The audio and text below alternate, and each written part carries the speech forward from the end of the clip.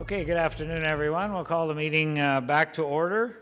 Item 6 at 1 o'clock, we're going to have a public meeting.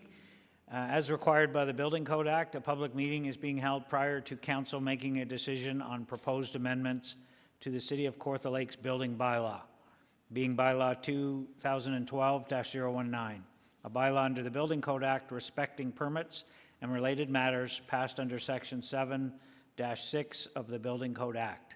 The City of Kawartha Lakes is proposing to adopt amendments to the building bylaw following a review of the current building permit fee structure. The effect will be to introduce a new 5-year fee schedule, as well as some minor housekeeping amendments, and will take the form of a replacement bylaw. There will be a short presentation from staff first, followed by an opportunity for the public to provide comments. Everyone who speaks is required to provide their name and mailing address for the public record. So I'll turn it over to Suzanne Murchison, our Chief Building Official. Welcome, Suzanne. And you're going to walk through a quick presentation with us, so go ahead. It's over to you. Okay. So, Mr. Mayor, members of council, and members of the public, I'd like to give you an overview of the proposed amendments to the building bylaw. Next slide. The Building Code Act, Section 7, provides the Council of a Municipality the authority to pass a building bylaw and to include any number of items listed in Section 7 of the Act, most commonly being classes of permits, items in a complete application package, required plans, fee rates, and prescribed inspection stages. Section 7 further provides that a municipality's fees collected under the Building Code Act must not exceed the anticipated reasonable costs of administering and enforcing the Act, and that any time there is a proposed change to a fee under the Building Code Act, that a public meeting will be held preceded by a public notice period of 21 days. The Building and Septic Division budget is operated as a full cost recovery model. Next slide. The current building bylaw came into effect February 2012. The bylaw has been amended 6 times since 2012 to address the addition of sewage system permitting brought in house in 2014, to include site-specific fee exemptions for Habitat for Humanity builds, to amend parameters for abandoned application timeframes, to look at as-of-right lock grading and drainage plan exemptions, provisions for a sewage review credit towards replacement systems, and a new 5-year fee schedule with rounding rules, addition of parameters for use of a registered code agency by the applicant, and addition of the existing code of conduct as required by the Building Code Act. Over the period spanning 2018 to 2020, development activity was down, which resulted in funds flowing out of the reserve account to balance the operating budget at year end, with 2020 ending with a reserve account deficit of approximately $90,000. Finance Department raised concerns and suggested the contributions to the reserve become more formalized. Next slide, please. The current fee structure set in late 2017 is no longer sufficient to cover the operating budget for the division. With the full cost recovery model, there is a built-in component for indirect costs relating to the operation of the division, such as office space and utilities, insurance costs, and costs relating to actions performed on our behalf by other departments.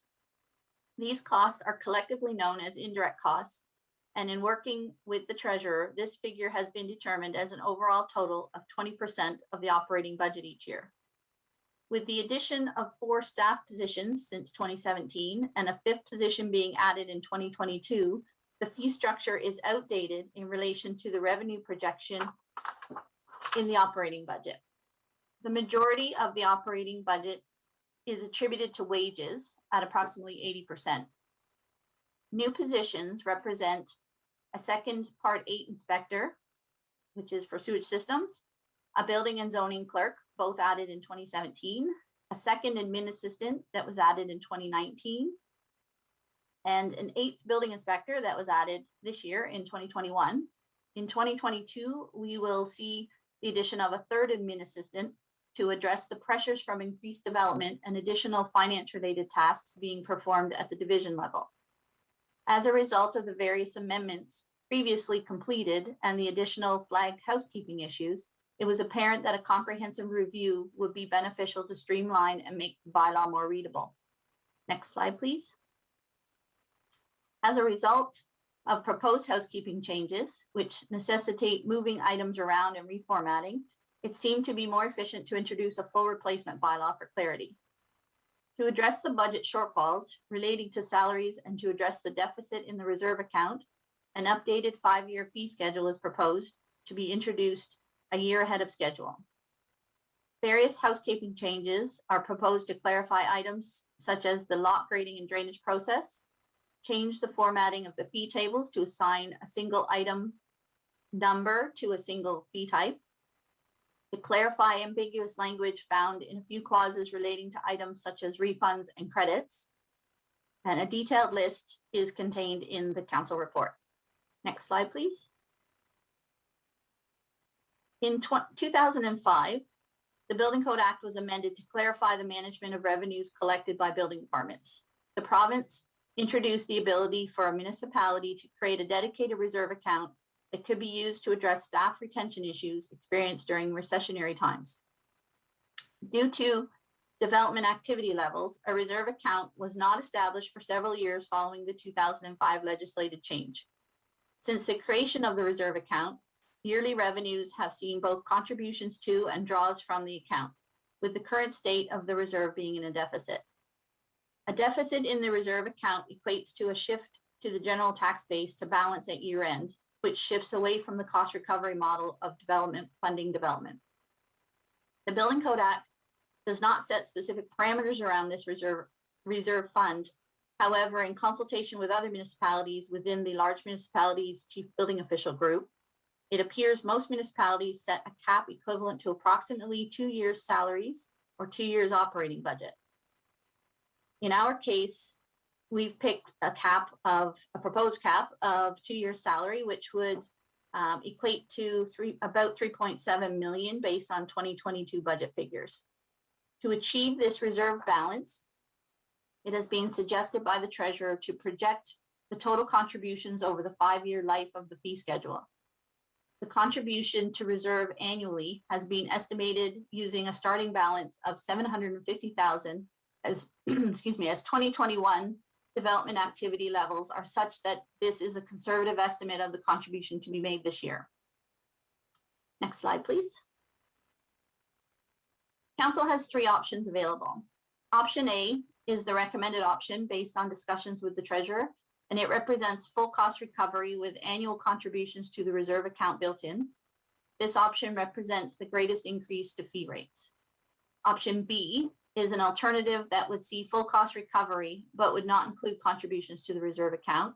In this scenario, the year-end balancing of the building and septic division budget could see either a contribution or a draw on the reserve and is dependent on development activity levels. This option does not provide assured protection with respect to staff retention during times of economic downturns. Option C is to leave in place the existing fee schedule, which is in year 4 of its 5-year plan. This option is not recommended as it will potentially result in the necessity to subsidize the building and septic division with general tax base at year end. This concludes my presentation, and I will hand it back to the mayor to complete the public meeting portion of the agenda, following which I can address any questions council may have. Thank you. Thank you. We now provide an opportunity for public comments on the review of bylaw 2012-019. We have no public comments registered at this time. Do we have any correspondence? And we have no correspondence, haven't received any written correspondence regarding the public meeting either. If there was no one else wishing to provide comments at this time, I will deem the public meeting closed. I will ask for a motion to receive the presentation, please. Councillor Elmsley, second by Councillor Vale. Any questions on the presentation for Suzanne? Councillor Elmsley, go ahead. Thank you. Not directly related to your presentation, but kind of peripherally, what is the status of building inspectors in terms of the numbers we have and the ability to do the amount of work that is out there? I've heard from a couple of developers that it's not always done in a timely manner. They don't get the building inspector in a timely manner because we're short-staffed. Is that pretty well the situation? Through the mayor to the councillor, yes, that is correct. At this time, we are, we have 3 vacancies, full-time vacancies in the building inspectors that predominantly do the residential inspections, with a 4th inspector that is doing a graduated return to work, but is not up to full-time yet. So basically represents about a half of an inspector at this point. We are actively recruiting, however, we're not having any success, as is majority of the province, my understanding. We're all competing for a very small pool of qualified candidates or semi-qualified candidates. So we have a current posting out right now. It went out earlier this week or end of last week. Closes on, I think it's the 12th of November. This will be the third round of the same posting to try and recruit inspectors to these vacancies. Thank you. Will this enhancement to the fee structure help us in that regard in any way? Or it just, we just, like everybody else, are struggling to find people? Through the mayor to the councillor, this change to the fee schedule will not help with recruiting, but what it will do is put us in a position that when we are successful in filling those positions, we have the budget framework in place to actually fulfill the cost recovery model and pay for the salaries through that budget. Thank you. Any other questions on the presentation? Go ahead. Yeah, it was more of a follow-up on his question, sorry. But anyways, I just, maybe through Suzanne or to Ron, Kraft has sold approximately 300 homes, I believe, in their subdivision out there come spring. I'm just wondering how big a crunch will be if we aren't successful, or there are some options you're probably exploring, or there are options that we can do to get building inspectors. What do you think, Suzanne? through the Go mayor. ahead. I'll attempt to field this one through the mayor to the councillor. Yeah, we're fully aware of the development pressures that are coming our way. Honestly, at this point, my team has been great, but they are really, they're getting to an exhaustion point. So we're really hoping we're going to be successful, at least in finding 1 or 2 staff to fill some vacancies, at least get them in the training mode. Because we are, yeah, all hands on deck. I mean, to the point where, I mean, I've offered myself up to get permits started, at least, so that they have files created when we don't have enough hands on deck. So. Okay, thank you. Any other questions? We have, is it on the presentation? Okay, go ahead. Mr. Mayor, just to Suzanne, I'm not sure if this is related to the topic that you've presented here, but the amalgamation of the bylaws that we're working on, does that not hopefully morph into more efficiencies for your division if we amalgamate these bylaws? And that's the whole purpose of that study. I had thought that the consultant that we've engaged to do this has been working on for 2 years for these bylaw harmonization. Could you sort of enlighten us on that, please? Through the mayor to the councillor, I believe you're referring to the rural zoning bylaw consolidation, possibly. In that case, I mean, we will see a small efficiency from that because we do have a zoning clerk that does our zoning review. But for the purpose of efficiencies within the actual inspector's role, there's not going to be a lot come out of the rural zoning bylaw. Thank you. Okay, we have a motion to receive. All in favor? That's passed. Now let's deal with the report. Item 6.2.1, the recommendation is for the full cost recovery and the building of the reserves. So the recommended motion that report BLDG 2021-002, review and replacement of bylaw 2012-019 be received, that a bylaw substantially in the form attached as Appendix A to this report be forwarded to council for adoption, and that this recommendation be brought forward to council for consideration at the next regular council meeting. Councillor Elmsley, you'll move that as printed. Thank you. A second? Councillor Vale, thank you. Any questions, comments for Suzanne before we vote? Call the question then. All in favor? And that's passed. Thank you, Suzanne. Appreciate it. Okay, so let's move into item 7, which is deputations. We have one deputation, telecommunications facility concurrence application, ExploreNet Communications, regarding item 10.3 on the agenda. Cyrus and Sarah from FB Connect. There you are. Can you hear me okay? Sir can. Okay, we can hear you just fine. So just a respectful reminder that you got 5 minutes. Please go ahead. Okay, thank you very much, Mr. Mayor and Council. My name is Sarah Duncan, and I'm with FB Connect, and I'm here today representing ExploreNet, who is building a number of telecommunication towers within the city of Kawartha Lakes. Cyrus is also here. What we wanted to speak a little bit about today was the specifics of this site, and Cyrus will also touch on basically the amount of infrastructure that ExploreNet is proposing within the city of Kawartha Lakes. So the site that you have in your agenda package today is located off of Sandy Hook Road on a developed property. The tower we're proposing there is a 45-meter self-support light duty tower and equipment cabinet with no lighting required. The location of the tower is on a developed property. It's adjacent to the highway, or in close proximity to the highway, which we've met the MTO setbacks, and also has an existing access to the site that has been reviewed and approved by the municipality.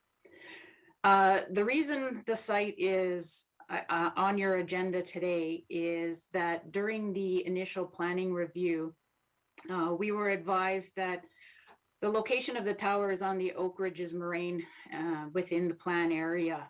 And we were asked to look at other properties and other disturbed areas within the current property.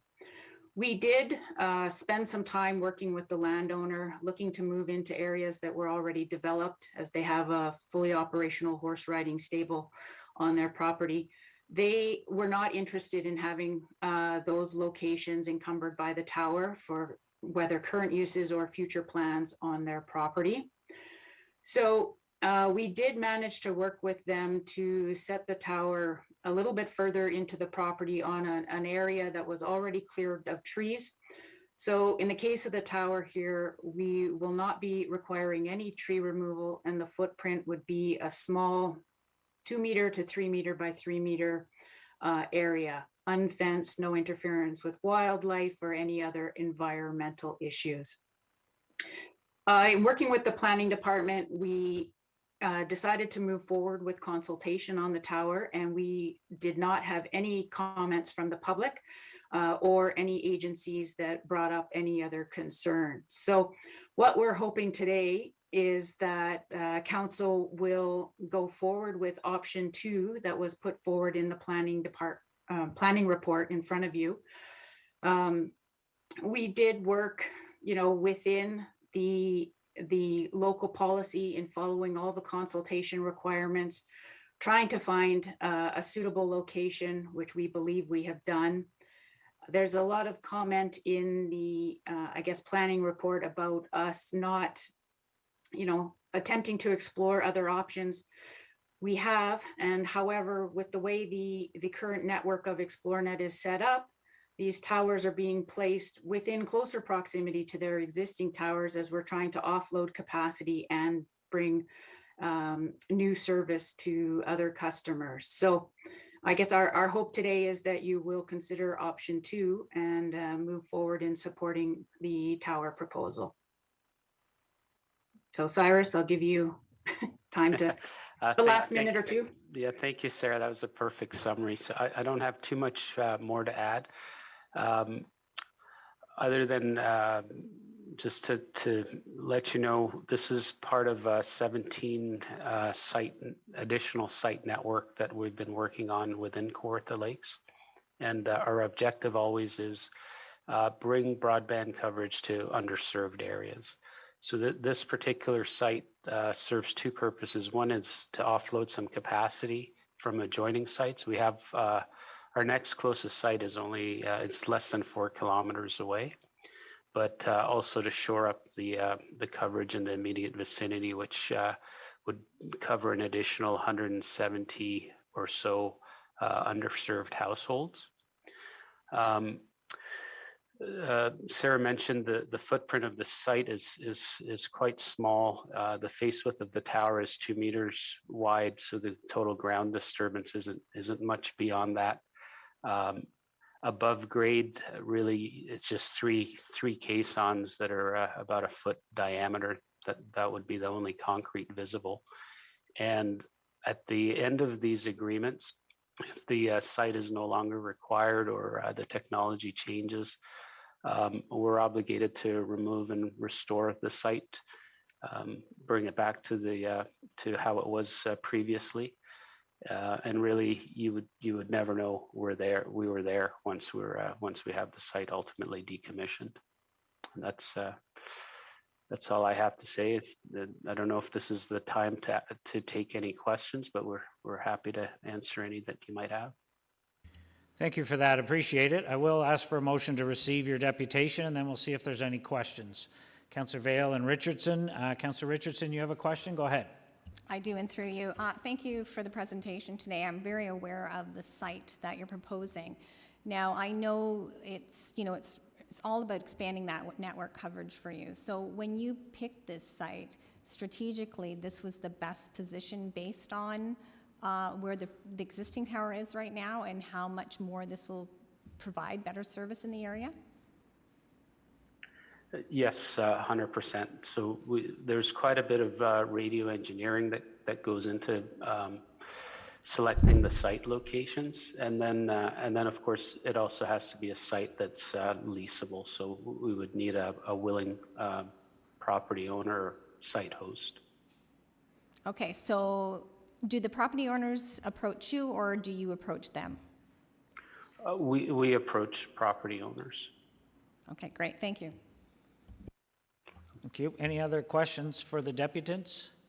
I noticed in our staff report, and we'll deal with that later, that it says if you could, let me just find it here, if you could move the, and I know you commented, maybe just remind me, if you could remove the tower to the already disturbed portion of the property with access to be provided by the existing entrance, staff would then be in a position to support the proposed tower. Is that a huge difference, and why does that not work? Is that a big change in location, or is that, I know you referred something to some horseback riding or something, sorry I missed it, but just refresh me on why that's not possible. Sure. So what was recommended is to move the location. It's really a few hundred meters north, on the same property, and the thought behind that was that area was previously disturbed. From a radio network and constructability standpoint, it wouldn't make much difference to us. We would be more than happy to do that. However, the property owner did not want us up there. The one thing I would like to add, the thought of moving it north to be on a disturbed or more disturbed part of the property. If you look at where we're proposing, I mean, there's nothing there that you could call undisturbed. There's a highway going through it. There's power lines. There's existing access. The ground cover has been replanted numerous times, and access, power, and the fact that the area is clear, to us it seems like a very good spot. Okay, thank you. Yeah, I mean, our staff's issue, I'm sure, is the Oak Ridges Moraine, right? I mean, infrastructure in the Oak Ridges Moraine goes against certain policy we have, so nobody's questioning whether that's a good site or whether that's the best location and how bad we need broadband, in the area. I think it's just a policy question, but we will certainly ask some questions when we come to that report later in the agenda. Is there any other questions for the deputants on their deputation? So seeing none, we have a motion to receive. All in favor? That's passed. And we've just got a few presentations and then we'll deal with that report. So if you want to stick around, I'll just ask you to turn off your camera and go on mute and stick around and we'll deal with that report later. Thank you. Thank you. Thank you. Okay, item 9.1, we have no correspondence. We'll move right into presentations. Our first presentation is item 9.1. People for Climate Protection milestone presentation by the Federation of Canadian Municipalities. And I will turn that over to Councillor Richardson to make introductions. Thank you, and through you. We have two presentations today on our agenda regarding the Kawartha Lakes Healthy Environmental Plan. First being the People for Climate Protection milestone presentation by our Federation of Canadian Municipalities. In 2018, Council adopted the Kawartha Lakes Healthy Environmental Plan. This plan was constructed through collaboration with over 2,500 people in our communities through pop-up festivals, markets, working groups, and stakeholders consults. We now have a greenhouse gas emissions reduction target and an action plan to achieve. I would like to welcome everyone today from FCM, and we turn it over to you so you can go through the milestones that the city has attained with our Kawartha Lakes Corporate and Community Gashouse Gas Reduction Plan. So welcome. Thank you very much. We're delighted to be here today. It's a long time coming. We've been meaning to come by and issue a formal congratulations to the city of Kawartha Lakes for a while, so we're very happy to be here finally. We have a short presentation that we had. Oh, there we go. If we could go on to the next slide.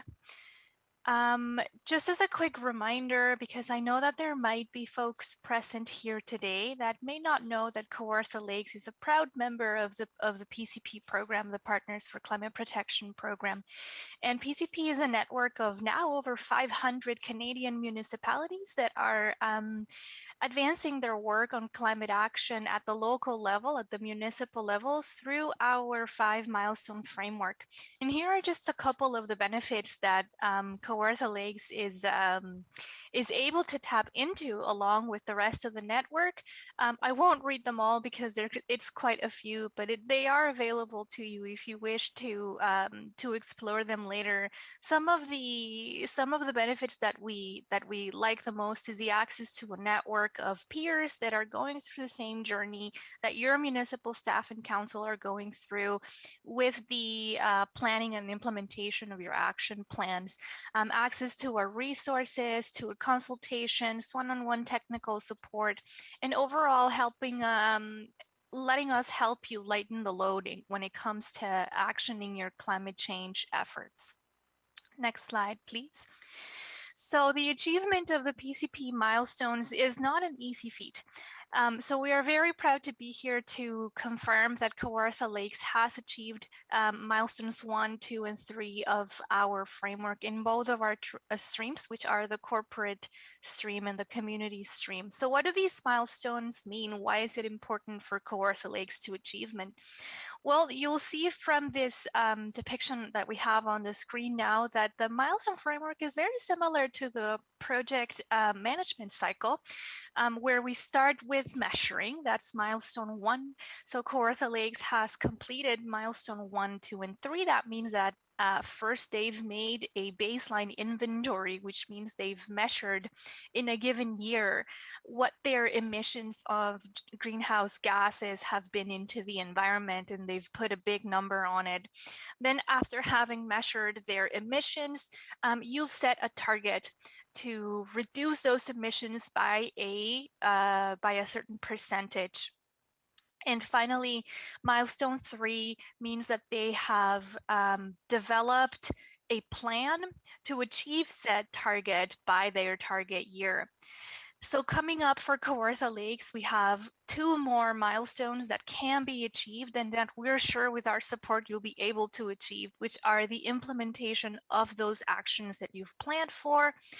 And finally, the monitoring and reporting of your results, at which point you will measure again your GHG emissions into the environment and you'll figure out if you have achieved your target by the dedicated time. So let's move to the last slide, which is just a big congratulations. We are very, very happy to be here. And so on behalf of FCM and ICLEI Canada's Partners for Climate Protection program, I wish to wholeheartedly congratulate the City of Kawartha Lakes for achieving milestones 1, 2, and 3 for corporate and community greenhouse gas emissions. The achievement of these 3 milestones, or 6 really, signals that your local government has developed an emissions inventory. You have set GHG reduction targets that are based on science and attainable for your community, and you have developed a local action plan to reduce emissions in corporate operations and in your community as a whole. So I know that this has been a long time coming, but if you haven't taken a look at the Healthy Environment Plan that your city has put out, I highly recommend that you do. It is a beautifully made, very comprehensive plan. The City of Kawartha Lakes has shown bold leadership in addressing these important issues, and we are pleased to be here to share in your achievement. We have also made sure that our PCP website is reflective of these achievements so that when other municipalities look to the PCP program, they can be inspired by your achievement as well. And hopefully together we'll aim to a higher ambition of GHG reductions in the future. We look forward to working with you in the achievement of your 2 remaining milestones for community and corporate streams, and we hope that we can provide the necessary support for the City of Kawartha Lakes and their staff to achieve these remaining milestones. So thank you so much for having us here. My colleague Angelina and I can't be there in physical form, but we are applauding you from a distance, and we're hoping that you will take some time to connect with us so that you can receive those supports and we can continue helping you in advancing your climate change efforts. Thank you very much. Well, thank you for that. And on behalf of all of council, we certainly look forward to working with you as well. And very much appreciate you taking the time to come and present us with this virtual trophy, let's just say. But thank you for that. I know a lot of hard work has gone into this by a lot of people, so I'm sure they really appreciate you offering that. Congratulations. So I'll get a motion to receive, and we'll see if there's any questions for you before you run. Councillor Richardson and Vale. Councillor Vale, any questions for the deputants on anything? Councillor Richardson, go ahead. I just want to sum up by thanking the Federation of Canadian Municipalities providing the methodology and the funding to construct this plan. We really appreciate it. And also that we're looking forward to the next 2 steps in our phases, which is implementing the action plan and measuring the results. So thanks again for coming today. Thank you. We have a motion to receive. All in favor? That's passed. Thank you, ladies. Appreciate you taking the time to come today. Okay, let's move down to item 9.2, Kawartha Lakes Healthy Environment Plan. That's quite a 1-2 presentation. I'll turn it over to Councillor Richardson. Go ahead. Thank you, and through you. Our Healthy Environmental Plan is one of our 4 strategic pillars of Council's strategic plan. In the plan that builds on the strength and achievements of our existing progressively while we're ramping up our ambition with a series of new strengthened measures. Hang on here. Our plan is unique in that it provides guidance to both reduce our greenhouse emissions and to adapt to the climate change. A great deal of work has gone on to achieve these emission targets. Also, I want to give a shout out to CLIAC for being an integral part in supporting and enhancing. Acting Director Holly is here now to give us an update on how things have changed in our city programming, and we're excited to hear the updates. Great, thank you, Councillor Richardson, Mayor, members of council. Joel, could you put the presentation up, please? Great, thank you. Yes, I'm here to provide an overview of the Kawartha Lakes Healthy Environment Plan. Probably give you a bit of background as well, as it has been, it was approved a number of years ago, and some of you may not have been on council at the time when it was being considered. So we retained Lura Consulting a number of years ago, and they partnered with us through the Office of Strategy Management. The plan was completed in 2018, and it was a very collaborative initiative.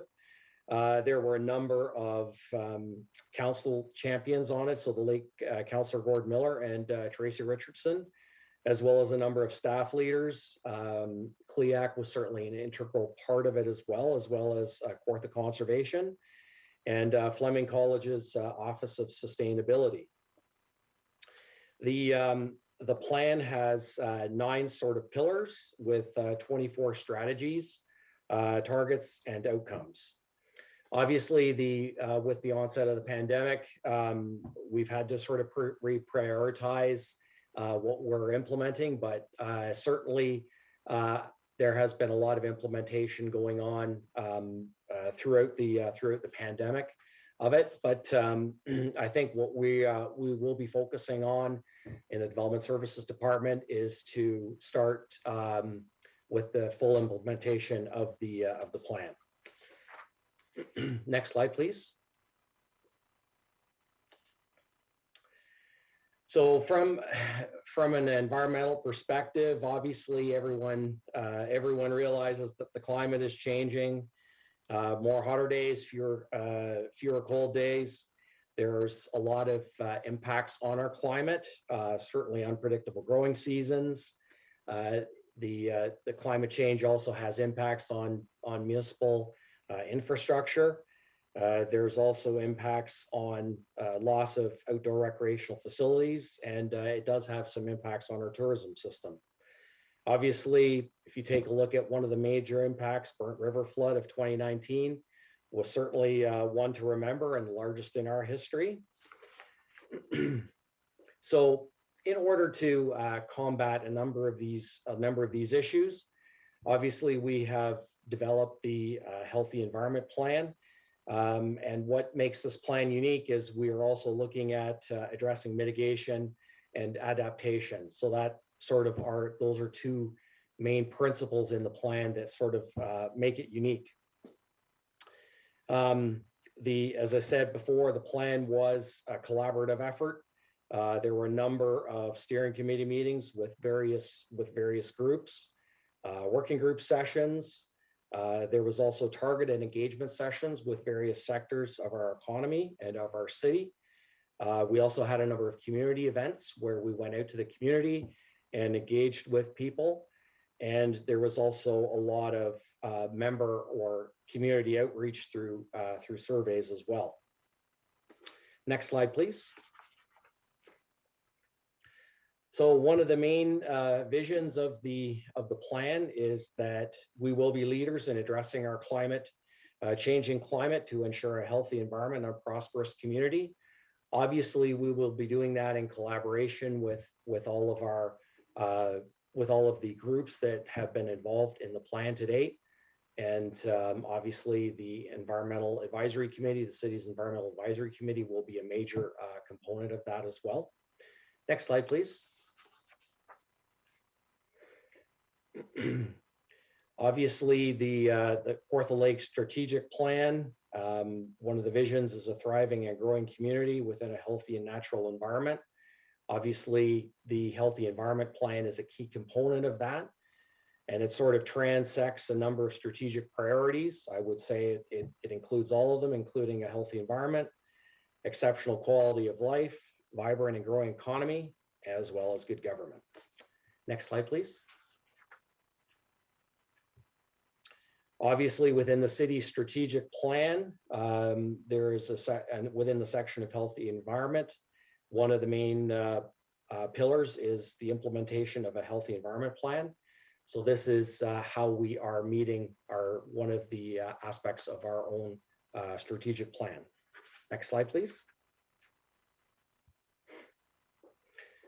One of the major components, obviously, of the plan is emissions reduction targets and outcomes. So we are looking at community emission reductions by 20%, our own corporate emission reductions by 20%. All of this will hopefully avoid $142 million of energy costs and will help us be on track to meet federal and provincial targets by 2030. Next slide, please. Obviously, one of the major impacts is to build resiliency in a number of ways.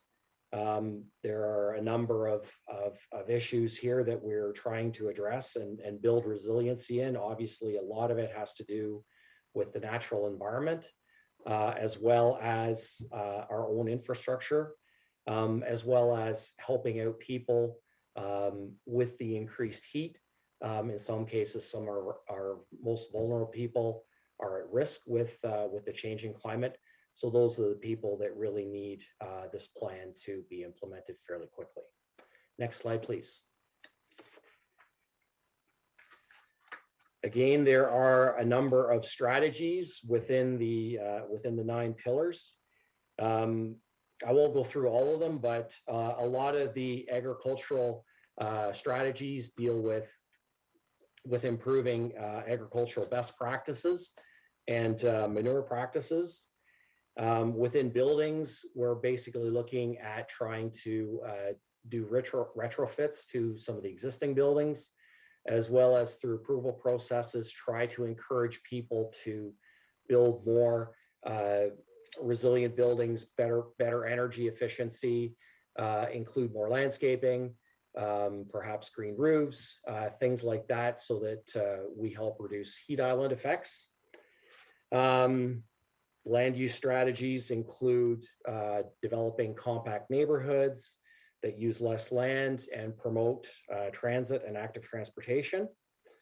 There are natural environment goals as well, enhancement of our existing natural assets and ecosystems, and providing community-wide tree management and resilience programs.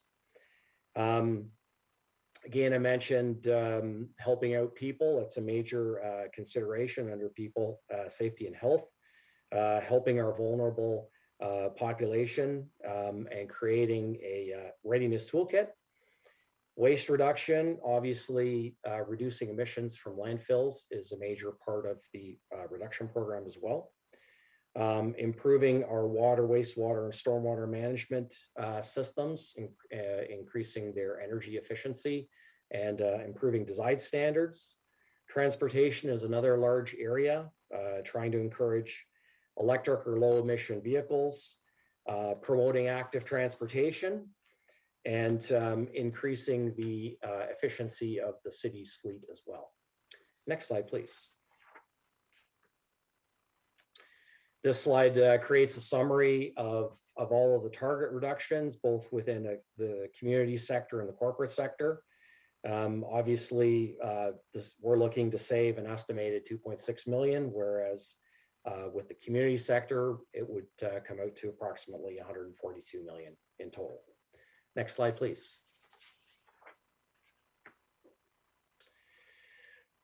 Obviously, the implementation is going to be a fairly large task, and it's going to be one that we have to rely on all of our partners within the community as well. We have to integrate the policies into all of our actions at the city. So that's going to be something that we will be doing with all of the different departments. We're going to be looking for funding to help with the implementation where we can. Obviously, communication, education, and outreach are going to be key to help to get the community on board, as well as reporting of our successes. And then obviously plan renewal. These plans are not stagnant plans or to be dealt with or just put on a shelf. Obviously, we have to take a look at them on a specific cycle so that they get updated as things change. Next slide, please. As I say, within the city's strategic plan under healthy environment, we have a number of progress indicators. And one of those is progress on the program milestones and a healthy environment plan. So that is what we will be implementing so that we can implement our own strategic plan. Next slide, please. So there have been a number of actions within the committee, and our own environmental advisory committee has been very helpful with implementing.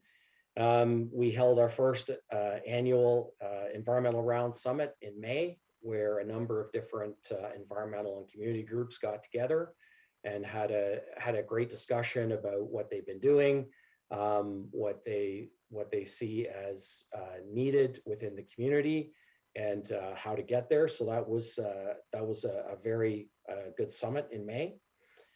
The CLIAC also has an environmental hero program, which they operate annually, and they look at sort of community heroes and basically businesses and students as well, and recognize those for their contributions to environmental improvement. We also have Environmental Action Bobcaygeon, which does a lot of work in the environmental field.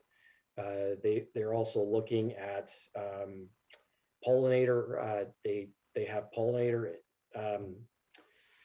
a pollinator patch within their garden, as well as looking at different aspects. They also completed an environmental transportation master plan for Bobcaygeon, which is being fed into the AT master plan that the city is doing.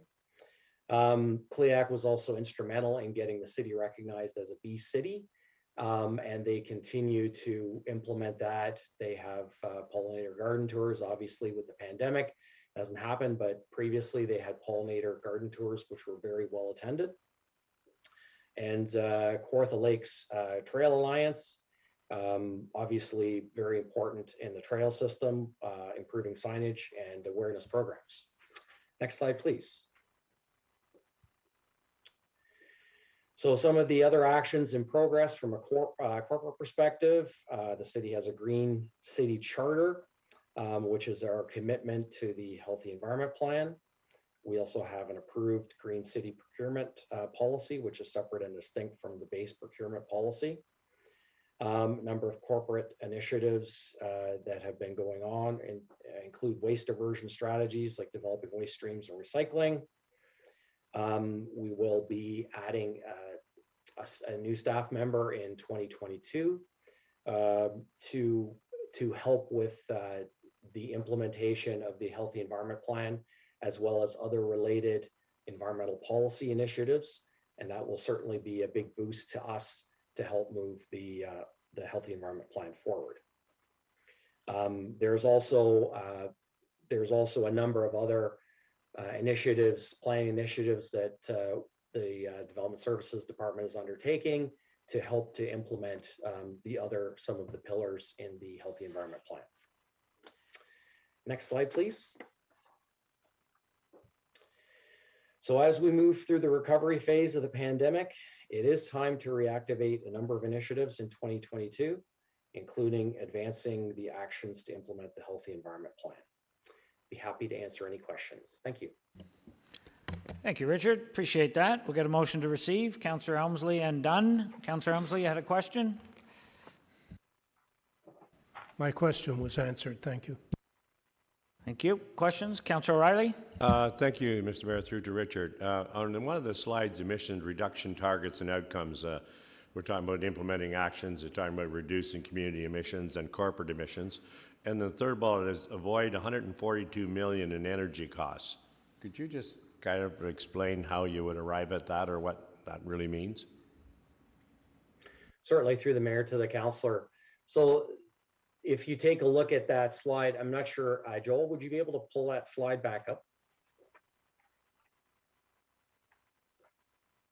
One with the emission reduction targets and outcomes. Right. So basically, the $142 million is the sum of all the different components. So it includes new buildings and commercial buildings, existing residential buildings and commercial buildings, upgrades to industry, and then and then a number of transportation related changes. So all of these reductions in total add up to the $142 million. And so these equate to the total CO2 emission reductions. And that's something that is part of the strategy to help us to reduce both our own emissions as well as the community emissions. That's in the community sector, correct? Not necessarily Yes, in the that's corporate sector from a city perspective. That's the entire community. That's correct, yes. Okay. Any other questions? Councillor Ashmore? Thank you. Through you to Director. Just a question here, and it's, I don't know, just wanted to bring it up. Just looking at the back page here and quoting a quotation here, climate change is happening, humans are causing it, and I think this is perhaps the most serious environmental issue facing humanity, Bill Nye. So we're saying in this brochure that humans are causing it and growth is causing it, yet on the other hand, we're promoting lots of growth in the city. So I'm just trying to get my head wrapped around this. One minute we're promoting growth, which is good, jobs creation, growth, and yet we're saying that it's the worst thing that could happen. But we're kind of speaking out of both sides here. Like, I just wondering, like, as the Director of Development Services, or sorry, Acting Director of Development Services, how do you look at this when we're promoting this, which is a very good plan, you know, healthy environmental plan, but we're quoting at the back here, and this is on our letterhead, that we're against growth, and yet we're promoting growth. So I don't expect an answer on that, but I just Well, that's okay. Let the director. Contradictory. I'm not seeing where it says we're against growth. It just says it's. Well, humans are the cause of it, Certainly but through it the doesn't mayor mean we're to- against growth. So responsible growth. But Director, go ahead. Certainly through the mayor to the councillor, I don't think we're saying that we're against growth. I think we're just saying we have to approach growth differently. So we have to build more compact areas. We have to build more energy efficient housing. We have to try to get active transportation built into some of the newer communities. I mean, if we take a look at some of the new subdivisions that we're looking at, there are better opportunities for cycling, for walking. So those types of things, I think, are going to help with meeting some of these targets. If we can get transit looped into some of the new subdivisions, if we can get transit looped into our upcoming commercial areas, those are the kinds of things that we didn't necessarily plan for and do before. But if we can get some of these things into the design of new development, then I think we're meeting these targets. We're also trying to implement low impact design through some more groundwater infiltration. And if we can start to put the groundwater back into the ground, or water back into the ground, then we lessen the need for stormwater facilities, and we can sort of start to lessen the impact of some of these climate related scenarios that we're facing. Okay. Councillor Richardson, go ahead. Thank you, and through you, and thank you, Acting Director Hawley. And I just want to make a statement that since we've brought in the Healthy Environmental Plan, I think we've made some impacts and we've made some changes in our communities, and we are actually seeing some results. And I just wanted to get that out there to everyone, and I want to thank, you know, the individuals, the businesses, the corporations that are all trying to make a difference. So thank you. Yeah, I agree. A lot of good work being done by many. Any further questions for Mr. Hawley? Seeing none, we have a motion to receive. All in favor? And that's passed. Thank you, sir. Appreciate it. Okay, let's move down to our next presentation. Our last presentation is item 9.3, request for support of a minister's zoning order from Bromont Homes, Inc. and Melody Gardens, Inc. We've got a few people listed here, so I'll just turn it over to you, gentlemen. I don't know who's going to take the lead or make introductions, but it's all yours. Go ahead. Well, thank you, Mayor Lintham. I'll take the lead on this one here. As some of you may know me, I'm Nick Makos. I've spoken on behalf of Bromont Homes before you in the past. And I'm here together with the principal of Bromont Homes, Mr. Severio Montemarano, our land use planner, Mr. Michael Bissett, and consulting engineer, Mr. Peter Zorntos.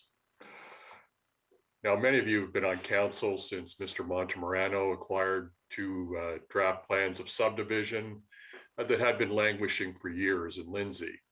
The Country Club subdivision in Southeast Lindsay and the Ravines subdivision in the Northwest. Previous owners had abandoned development, but Bromont Homes took these over and delivered housing products that quickly sold out and brought many new residents to Lindsay.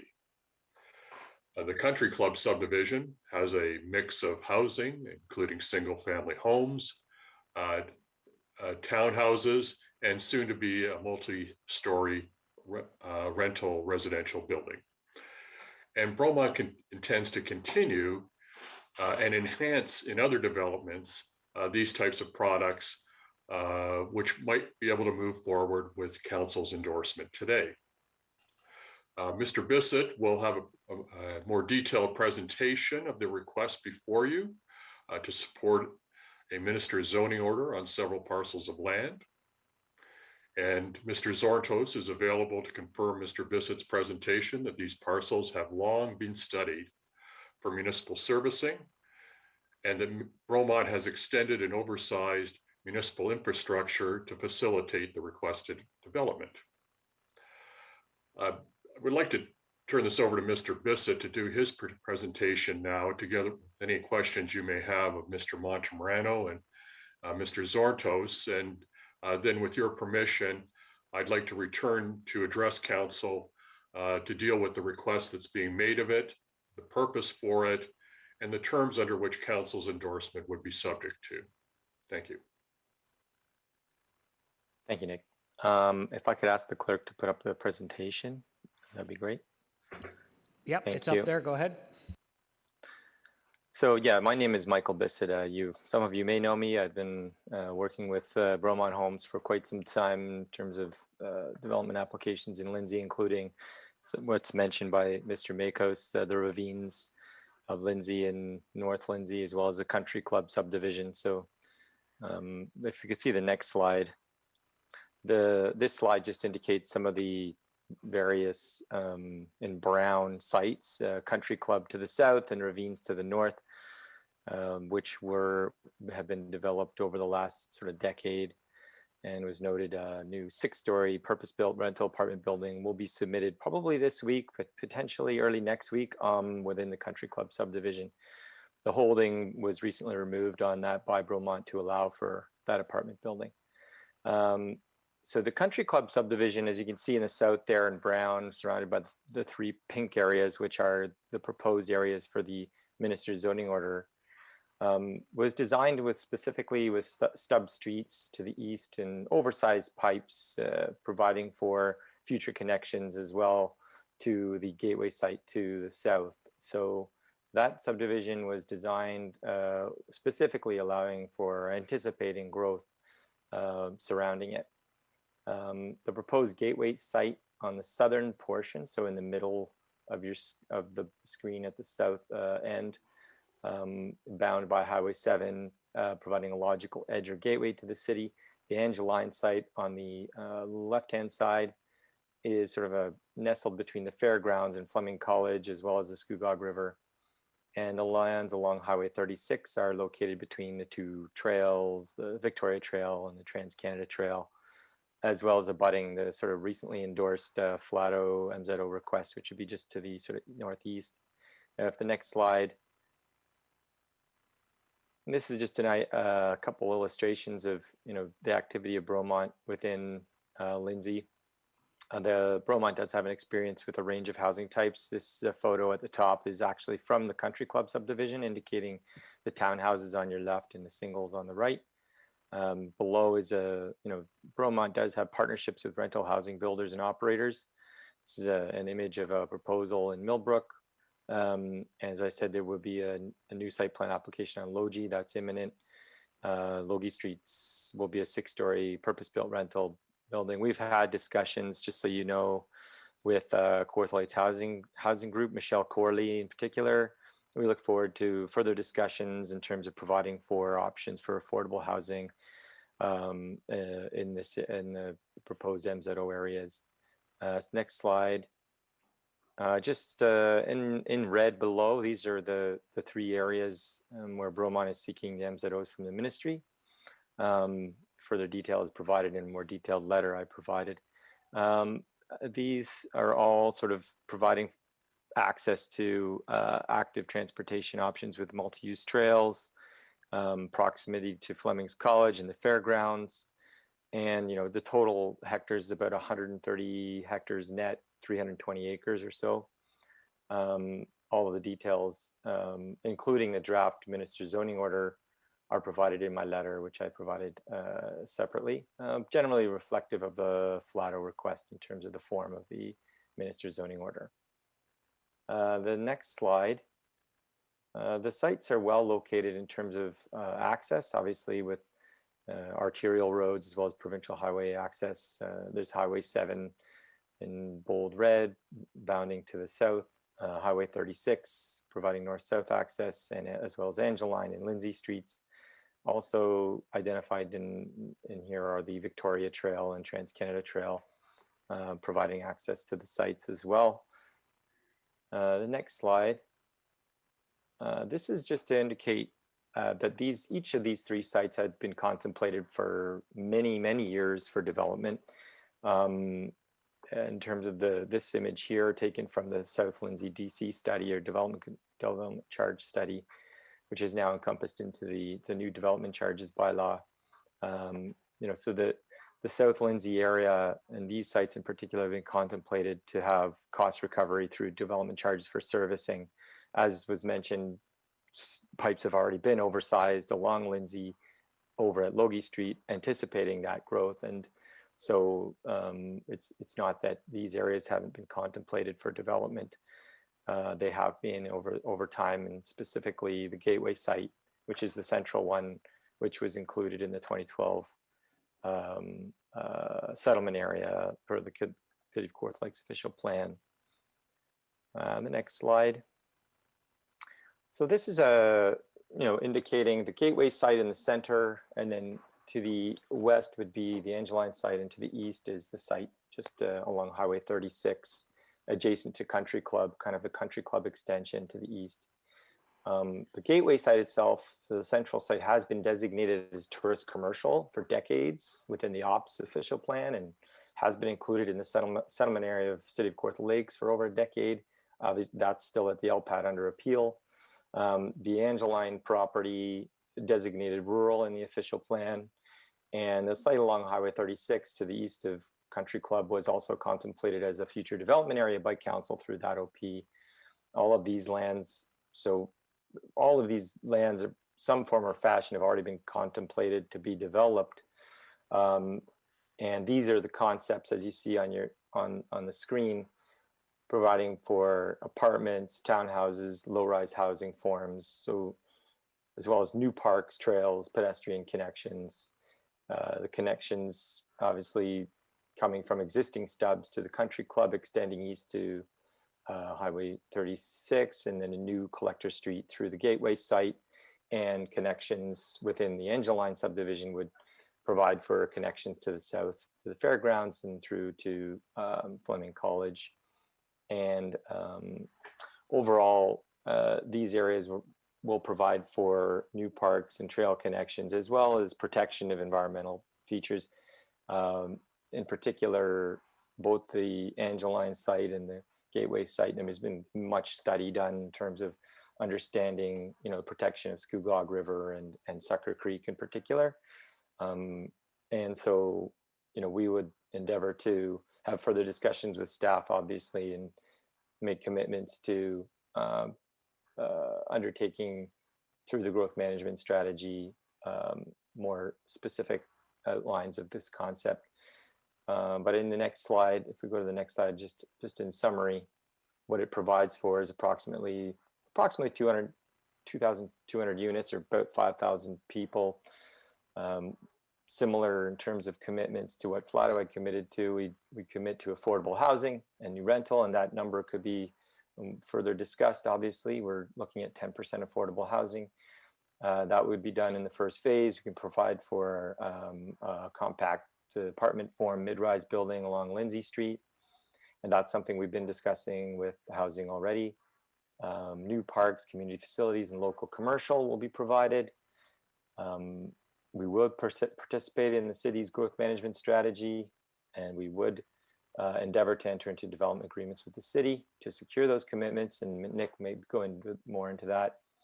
But we're providing for that mix of apartments, townhouses, and detached housing, all providing for increased housing supply, as well as connections to the existing trails and protecting the natural features acceptable to the Kawartha Conservation and obviously Curve Lake First Nation as well.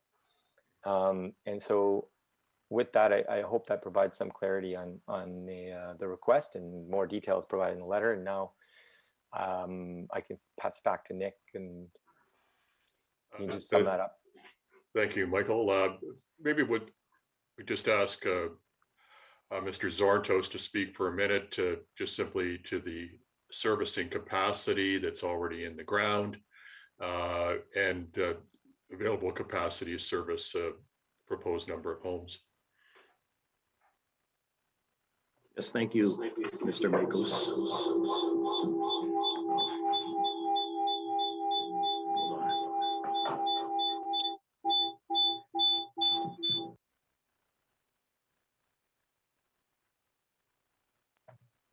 Can you hear me now?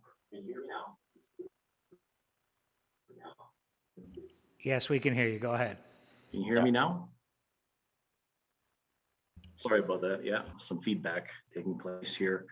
Hello, everybody, council and mayor. Name is Peter Zorntos from Vaughan. I'm with Valdor Engineering, and we are the engineering consultants for Bromont Homes on parcels and a lot of the work that's already taken place in Lindsay. For the 3 parcels in question here, we have prepared the preliminary servicing briefs, where at a high level we review what services are available in the area and how we can service these parcels. One of the things that we consider is were the services initially built to accommodate future expansion. Has some planning either through DC background studies or master servicing studies been adequately planned to accommodate future development and expansion? My opinion is that the city has done that. We have servicing available pretty much at the doorstep of these parcels. For the Gateway property, for instance, which is located at the northeast corner of Highway 7 and 35, we have sanitary and water main ending at Lindsay and Logie Streets. These services were previously oversized and built through the Country Club development to accommodate the Gateway site and any other development in between. As part of the DC background study for the 2013 Lindsay Southeast Development Area, and as early as the 2006 DC background study, the city has planned to extend these trunk services southerly to Highway 35 to accommodate development, including the Gateway site. A sanitary sewer was labeled as a south trunk. In 2006, our firm prepared a very detailed functional servicing report analyzing in far greater detail the design of the trunk and sewer water main extensions to Lindsay Street. And we prepared detailed stormwater management calculations, internal design of roads and services, grading, etc. And submissions were made to the city, the Conservation Authority, as well as to the MTO. The lands to the east of the railway trail, west of Road 36, were included in the master servicing water and wastewater infrastructure development and capacity study, as well as the Southeast Lindsay DC background study. The studies indicated how the water main on Lindsay Street would be further extended along Highway 35, then northerly along the railway trail, and tying into other infrastructure such as the dead end water main stubs at McGuire Street and Truax Street to the north, and also further extending it to the trunk main on Logie Street to complete the looping of the water main system. Truax and McGuire Streets are dead-end streets and plan to extend into the subject lands instead of ending up as open field, which is an ideal place for dumping. Connecting into the existing water main stubs that are dead-ended will improve the overall water supply by creating a looped water main system, which in engineering terms is common practice and desirable for water main to loop into each other instead of ending at being dead-ended. This will maximize the overall water circulation, pressure, and water quality, which is the city's intention. For sanitary servicing, the reports also indicate the extension of the east-southeast sanitary trunk along the rail trail corridor from Logie Street, extended southerly in order to service the development. Connections can also be made to the two dead-ended sanitary sewers on McGuire and Truax. Regarding the parcel further west on Angeline, between Angeline and the Scugog River, there is a sizable water main, 300 millimeter diameter size within Angeline, which can easily service the development there. There's a gravity sanitary sewer existing on Angeline Street, which is just to the north of the subject parcel, which hooks into the Lindsay Street sanitary sewer system to the north. Due to the drop off in elevation further south and toward the Scugog River, there is a sanitary pumping station and force main existing within the Lindsay Street, within the Lindsay Fairgrounds that pumps sewage back into the gravity system on Angeline. The pumping station can be upgraded, expanded, and moved over to service the subject lands as well as any future lands west of Angeline. Stormwater management is also an important component. All three parcels are located adjacent to tributaries to the Scugog River.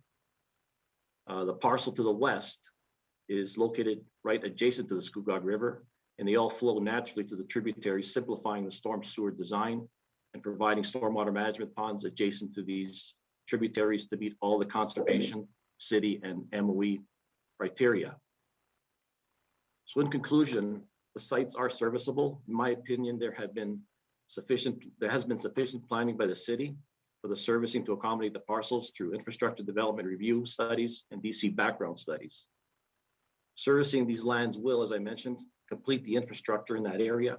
It will eliminate dead-end services, especially water mains, and it will improve water circulation. Oversized services will be used to their capacity. Roads from existing streets will no longer end in open fields, which has been the case now for many years. Thank you, and you'll take any questions if needed.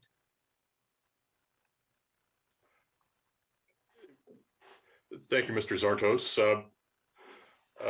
Mayor Latham and members of council, you have recently provided your support to Flato Developments for a minister's zoning order for lands to the east of Lindsay on certain terms, including the entering into of a development agreement which would secure the city's requirements for affordable housing and participation in the current municipal comprehensive review under the Places to Grow Act. Would submit to you that the Bromont request meets or exceeds the standards that you have already applied to the Flato request. Bromont has done a lot of the groundwork already that the Flato promises to do.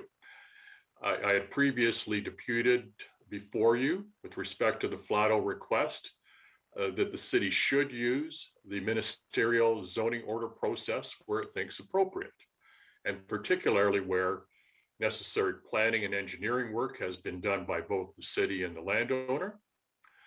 In-ground infrastructure has been completed, which will facilitate development. It will achieve immediate results in line with city objectives, and that the usual agreements to regulate development can be entered into. I would submit to you that the Bromont request, as laid out by Mr. Bissett, meets all of these criteria, and that Bromont is prepared to have its request subject to the same conditions as were applied to Flato Developments. It is important that council consider and endorse this request at this time. The ministry is aware of Bromont's request, but in accordance with its standard policy, cannot review this request until it receives municipal council endorsement. Upon such an endorsement, the ministry can consider the Flato and Bromont requests collectively or sequentially as it determines, but it would have that option to consider them collectively if this particular request by Bromont is moved forward in the near future. If the Bromont request is approved and a ministerial zoning order implemented this year, then we avoid the potential inaction that is common in an election season that will start in earnest in the new year. And from my watching television recently, it seems like it's already started. And it will allow the city and Bromont to complete the development agreement and proceed with development in the spring and immediately implement the collective goal of providing competitive, affordable housing for the current and future citizens of Kawartha Lakes. I thank Council for its time, and all of us are here to take any questions you may have, including Mr. Montemorano, who's online as well. Thank you, gentlemen. Appreciate that. I'm just going to get a motion to receive the correspondence and the presentation, and we'll see if there's any questions, and then we'll see if there's a follow-up motion. Motion to receive, Councillor Dunn, second by Councillor O'Reilly. Any questions for any of the deputants who made the presentation today? Councillor O'Reilly. Thank you, too. Thank you, folks, for the presentation today. I guess it would be through to Nicholas. Have you discussed this with our planning department? I guess would be the first question. With your permission, I'll turn that question over to Mr. Bissett, who's on the front line of that endeavor. Yeah. Thank you for the question. Yes, I have spoken to Richard Hawley and to Ron Taylor, also Michelle Corley. I provided the letter, but I'm available at any time to have further discussions. I know that they're going to be reviewing it, I'm sure. But yes, I have had some discussions.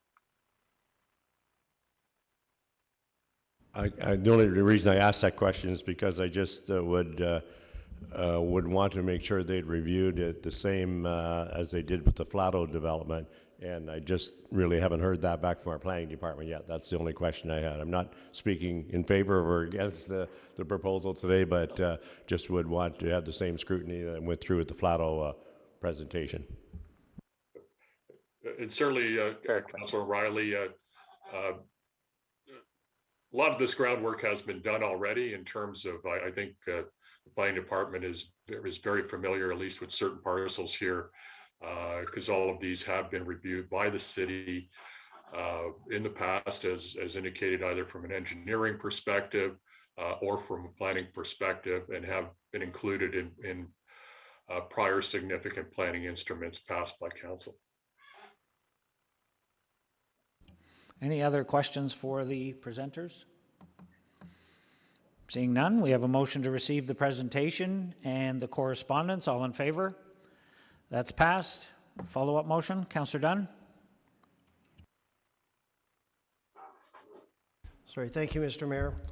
I would move that City Council support the request for Beaumont Inc. and Melody Gardens Inc. for a minister's zoning order on approximately 130 hectares of land as provided in the presentation, and that correspondence dated October 12th, 2021, inclusive of attachments A to D, that staff be directed to work with Beaumont Homes and Melody Garden Inc.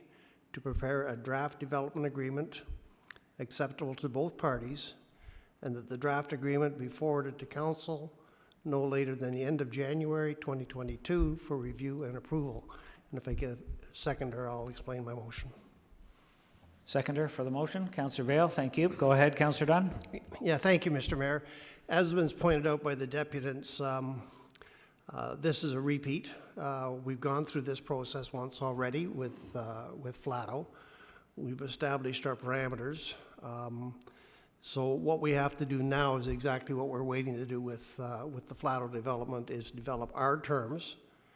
Both parties have been more than plain with us that they're absolutely agreeable to work with us, and this is our opportunity.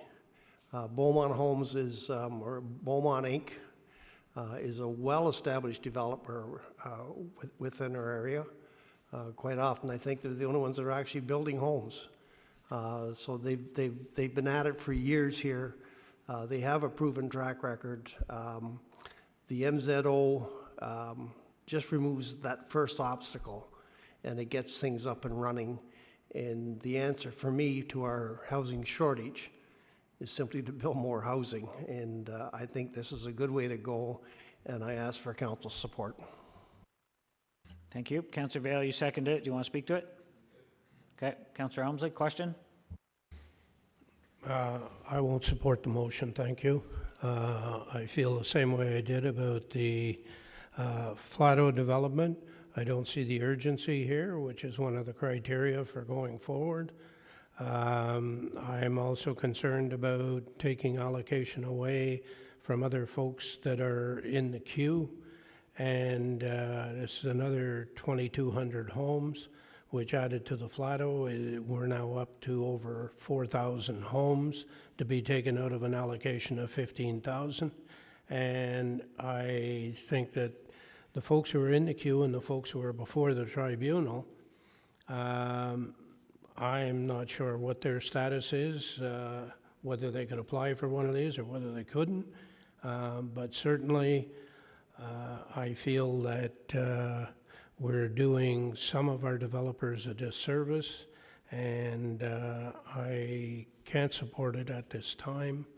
Again, I would like to see some sort of policy or criteria put forward by the municipality on how we should be dealing with these, and not dealing with them as one-offs, but have an actual policy in place that speaks to how these should go forward.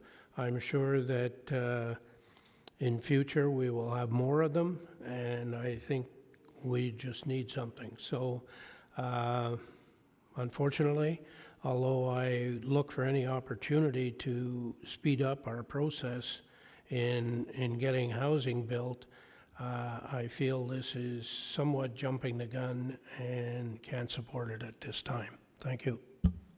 Thank you. Any other questions, comments? Really? Kind of a big ask. You know, if you've got some concerns, let's flush them out. They're here to answer any questions. You know, you to Councillor Elmsley's comment, you said at the last one and you said at this one that, you know, we're taking allocation away from people already in the queue. I guess my first question would be, like, who? Anybody who's within our service boundary. Well, you made the comment. Anybody who's within our service boundary already has allocation. Anybody who's outside our service boundary doesn't have an allocation. We've got 15,000 being allocated in our future growth plan. This still leaves 6,000 for the rest of the municipality, approximately 6,000 people for the rest of the municipality from an allocation process. So to think that Fenelon Falls or Bobcaygeon or some of our smaller communities are going to grow by 6,000 people in the near future is probably not very realistic. So are we allocating future growth? Sure we are. But we're not allocating all of it. We're leaving lots of options for others who either want to go through this process or want to go through the regular process and do it their own way. And, you know, I don't have a problem with this recommendation. I really don't, because, you know what, I know there's time sensitivity, and I like the idea of them both coming forward at the same time and let the ministry have a look at them together. Maybe they're going to see something there that they're not content with, but let them deal with it together. Don't underestimate the conditions that we're able to put on these MZOs. I know some of you are dead against them, but the conditions that we get to put on some of these MZOs is the only leverage we're going to get in some of these development proposals. And when you talk about 10% affordable housing, that's huge. We all sit around this table and talk about we want more homes, we want more affordable housing. We don't have a lot of leverage through development to get it, except right here, right now, and like we did with Flato. And that's going to make a huge difference in us trying to meet our development goals for affordable housing that we all agreed to in the plan. We can't do it on our own. We need developers to help us meet these goals. We have a leverage by doing it. This is not perfect. This is a provincial system, a provincial way of doing things that you might like or you might not like. But at the end of the day, it's a system that they've put in place, and we're being asked to comment on it. and it's a little messy. It's not perfect regarding the system we need to go through, but at the end of the day, it's giving us leverage on a lot of things that we wouldn't have leverage with normally. So, you know what? I agree with Councillor Dunn's comments. Bromont Homes has been in our community for a long, long time. They've proven to be a good developer. They're here. They're not going anywhere. They're going to be a part of our community moving forward. And, you know, whether you agreed with the council decision for Flato, that was a council decision. Respect that council made that decision. And this ask makes as much sense, if not more, in my opinion, than the Flato one did moving forward as a community for future growth. This isn't about developing tomorrow or the next day. This is 4 or 5 years down the road by the time everything's put in place. So it's a shortcut. It's not our shortcut. It does get people in the queue, you're right. But you know what, this conversation we're having about allocation, doesn't concern me because we've got lots of allocation. The province is saying you're going to grow. We've got a lot of room in our boundaries. They've already got allocation, and some of these outside of our boundaries, this is areas that we're going to grow regardless. We're just saying, let's make that decision now. I do want to ask Mr. Makos or whoever on the panel, I asked Flato to commit to some of the things you've put in your submission here, you know, regarding the commitments. And I just want to publicly go through them with you and read them and just get you to sort of publicly say, yes, we agree to those same commitments, because I think that's important for us as a council and important for our community. So you've got in your brief your commitment to participate in the city's growth and development planning and servicing studies, including but not limited to the MCR through the GMS, growth management subject project, servicing, municipal servicing and transportation master plan updates and development charges study update, and prior to building permits issued for development on the subject lands, a commitment to payment of any and all costs and fees typical of development and inclusive of Bromont and Melody's proportionate share of infrastructure and servicing costs to support the proposed development,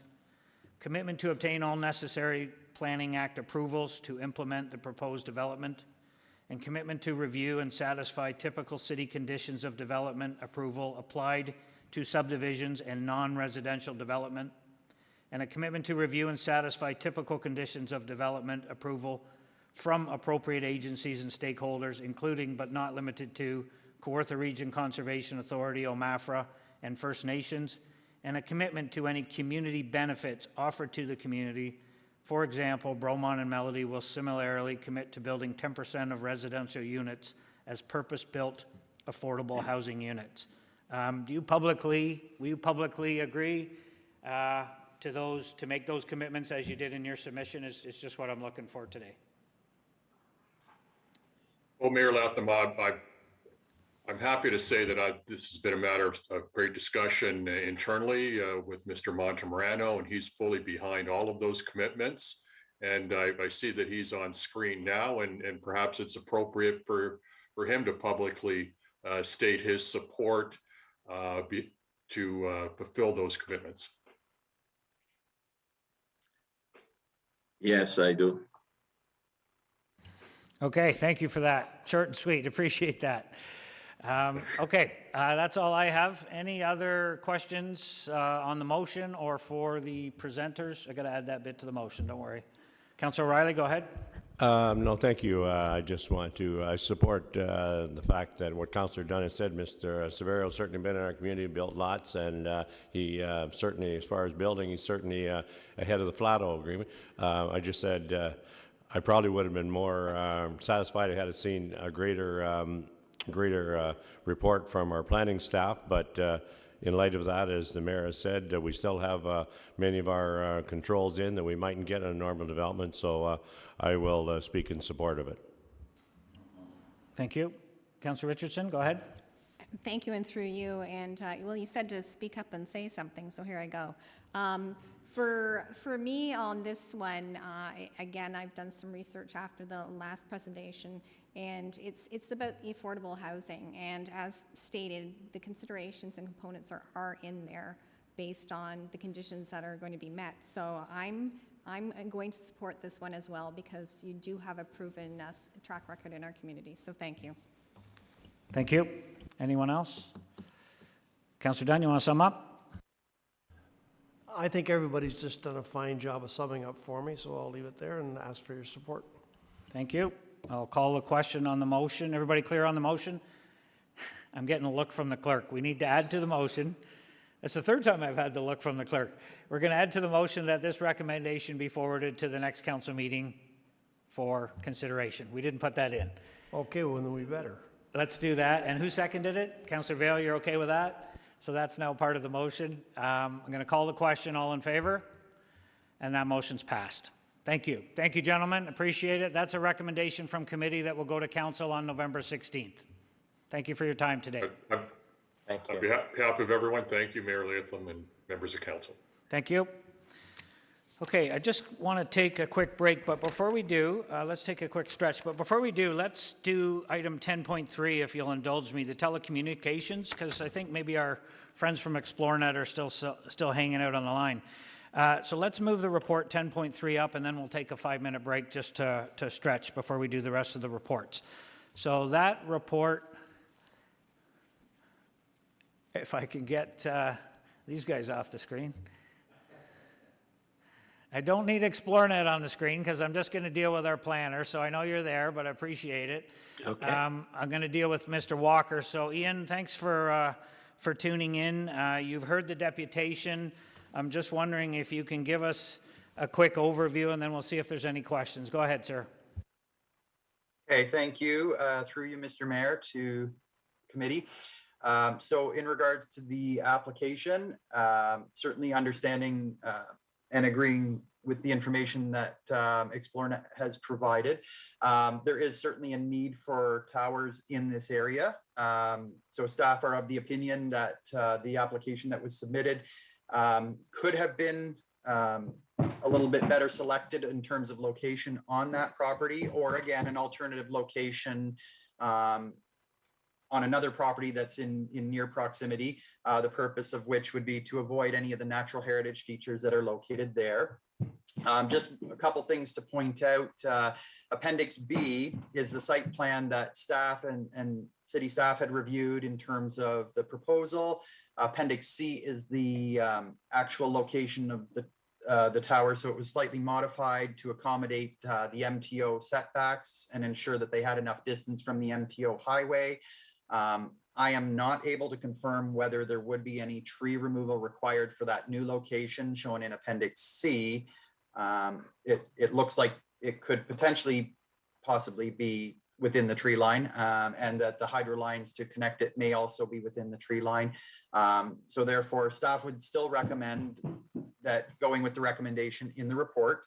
However, staff would note that if it's council's wishes to go with one of the alternative recommendations, if the alternative recommendation is to concur with it, that it should also require ExploreNet to enter into a telecom agreement with the city, such that come time for decommissioning of a tower, the agreement has that built into it such that the tower would be removed from the property.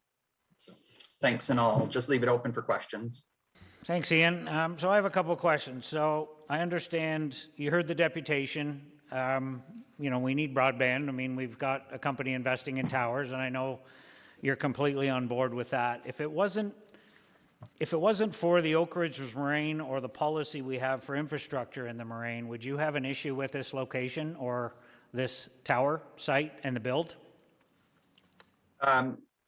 Specifically the property, no, but the location on the property, again, we would look for them to try to find a better location. I can confirm they advised me that they spoke to the landowner in terms of taking staff's advice to try to find a better location where the property is already disturbed, so outside of what was mapped as woodland. They were unsuccessful in being able to convince the landowner that it should move, so understanding where certainly the position they're coming from. The position that staff takes is, and I'm just going to kind of give you a very quick indication here on process. So by the time a pre-consultation is submitted by a telecom company, the telecom company has already entered into a lease with a landowner. So we do encourage the telecom providers or the even the third-party providers that are working on behalf of them, to reach out to city staff in advance of actually securing a lease with a specific property owner, especially in an area like this where there's a lot of environmental features. So we can try to find a location where staff would be in support of a proposal. So we have identified that I've identified that specifically with Sarah Duncan. So going forward, certainly, hopefully we see that take place on any other future telecom providers. I can advise, certainly Rogers has the EORN contract, and they are actively looking at some other sites before entering into leases, just to be sure that they can locate outside of environmental features. And again, try to find a property where staff can be in support of it, so that hopefully we can take forward a concurrence as at the staff level versus it coming to council for a decision. So, Would you have any great objections if council supported option 2? Again, staff's recommendation would still be to try to find a better spot on the property. That's answer. our recommendation. Good answer, Ian. Thank you. I appreciate it. Councillor Richardson, go ahead. Thank you, and through you, that's where I was going. I was looking for option number 2. This one in particular looks like we're learning. This is the learning curve application. Like you said, you've set some parameters moving forward, working with this group, so we can mitigate and not have to go, through the bumps this time. It sounds like the landowners is looking for this. It also sounds like we have a tower that's close by anyways that they're going to be offloading. So I know this entire area out there, and cell gap is huge. So from my perspective, I'd be supporting it. And when it comes down to the Oak Ridge Moraine footprint, I've got 400 ton wind turbines in my backyard, and I don't think this is going to have that impact. Okay, point taken. I'll come back to you for a motion. Don't worry. Any further questions, comments, Councillor Helmsley? No, you're okay? I'm going to get one from Councillor Richardson. She seems to be heading in the direction I like. Any other questions for Ian before I go to Councillor Richardson? Councillor Ashmore, go ahead. Question. Thank you. Through you to Mr. Walker. When we bring these to council before, this is going back a year and a half ago, generally the public doesn't have much say on where a proposed tower goes. For example, setbacks and that sort of thing. Are we still governed under federal law when it comes to telecommunication towers? And we really don't have much of a say locally, municipally?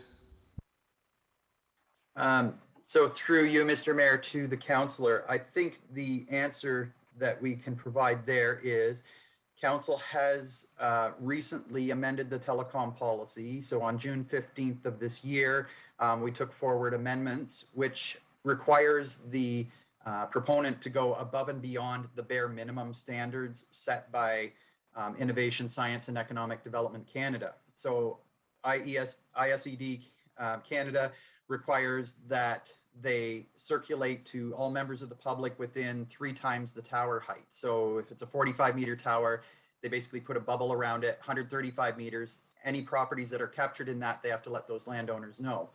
The council policy actually requires that they do that circle and or all properties within 120 meters of the host property. So we have by default gotten them to go through a larger public circulation. So in accordance with council's policy, they have notified all the landowners within 120 meters of this property, the host property, and they have not received any objections from neighboring landowners. So that is the public piece. In terms of the municipal concurrence, essentially 2 things can happen. One is either the municipality concurs or does not concur with it. If the municipality says, no, we don't support it, it's up to the federal government to decide under the federal legislation whether they want to approve it or not. Typically, they would go to more of an arbitration process where they would sit down with the municipality and with the proponent to try to work out a solution that's amenable to everyone. So it's not to say that the municipality doesn't have involvement in it. The federal government has basically said that we, the municipality, have the best local land use knowledge in the area, and so they rely on our expertise as to whether we support it or not support it. Okay, thanks. So the issue was a year ago or so. There's always a third party that's involved with this. For example, there was a company out of Newmarket that would be the person or the entity that you would put your comments forward to, and the city staff at the time, before we brought this new policy, and said that the only place you could put the comments in were at this particular project that's not too far from where I live. You had to deal with a company out of Newmarket. It was a private company that worked for the telecommunications industry, and you had to deal through them, not through city staff or not through anybody locally. Is that going to continue, or has that been discontinued now? Through you, Mr. Mayor, to the councillor. That continues. However, the proponents provide both their contact and they provide my contact as the municipal employee that handles the telecommunications files and all of that back and forth correspondence. So people are welcome to submit comments to the municipality. We would then also notify the proponent if we've received any objections to it. Certainly, if there's any public objections to it, then it would need to come to council for a decision as opposed to being handled at the staff level. If there's no public objections, there's no staff objections and no agency concerns, then we can proceed with the delegated authority to the Director of Development Services to basically provide that concurrence through to ISED Canada. Thanks, Ian. Councillor Richardson, what is your wish? My wish today is to go with option 2. Do you have it in front of you? Would you read it to us? Yes, support the tower in the existing location subject to a telecommunications facility development agreement. The agreement, in this instance, staff would be directed to prepare the agreement. Just the motion, please. Just the part below that. That report plan is what we need. Thank you. Okay, sorry, I was going to read the whole thing for you. That the report plan 2021-059, part of Lot 18, Concession 2, Geographic Township of Mambers, William and Anita Durant, application D442021-005 be received. Keep going. That the 4.5 meter self-supported telecommunication facility proposed by FB Connect on behalf of ExploreNet Communications to be sited on property at 1060 Sandy Hook Road and generally outlined in appendices A to F to report Plan 2021-059 be supported by Council, conditional upon the applicant entering into a telecommunication faculty development agreement with the city. That the Director of Development Services be authorized to advise Innovation, Science and Economic Development Canada, the applicant and all interested parties of Council decision. That the Mayor and Clerk be advised and authorized to execute any documents and agreements required by this application. That the recommendation be brought forward to Council for consideration at the next regular Council meeting. And just for clarity, the height of the tower is 45 meters, not 4.5. Oh, Just so we get that straight. That's a mini tower. Need a seconder. Second, Councillor Elmsley, thank you. Do you want to speak to it? Yep. You have, Councillor Elmsley? You're good? So just for clarification, Ian, the telecommunication facility development agreement with the city, is that what you touched on regarding the decommissioning of the tower afterwards? Is that what you were referring to there? We're covered? To you, Mr. Mayor, yes, that is correct. That agreement contains provisions requiring that once they are, 20 years in, and if the tower is basically no longer needed, they're required to remove it from the property. Thank you, sir. Any questions, comments? Call the question, all in favor? And that's passed. Thanks, Ian, appreciate it. And just let our friends at ExploreNet know that's a committee recommendation that still has to go to council on November 16th. So thank you for your time today, appreciate it. Thank you. Thank you. Thank you, everybody. Thank you as well.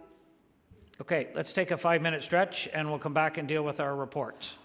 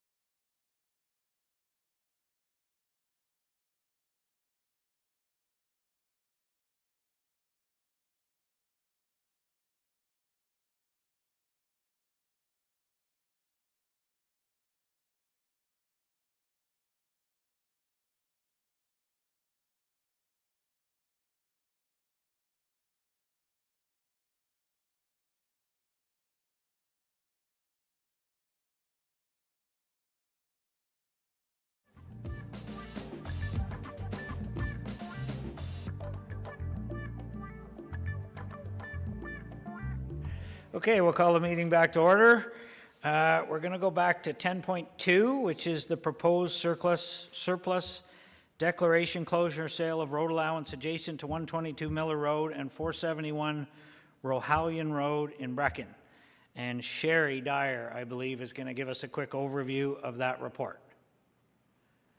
There you are. Can you hear me okay? I can hear you okay. Can you hear me okay? We can hear you just fine. Sherry, go ahead. All right, so this is a report for the sale of a road allowance, which is adjacent to 122 Miller Road and also 471 Rohalian Road. This matter was brought to land management team and they supported the sale. So the property at 122 is a quarry, and land management team recommended that we require a geotechnical report to determine the amount of aggregate available in the road allowance to determine the value, or conversely, council could choose to go with the linear amount set out in the report to 2018-020. The property adjacent to 471 Rohalian Road is owned by the Couchiching Conservancy. So the land management team recommended selling that property for nominal consideration, given that the Couchiching Conservancy wouldn't receive any financial benefit from the sale.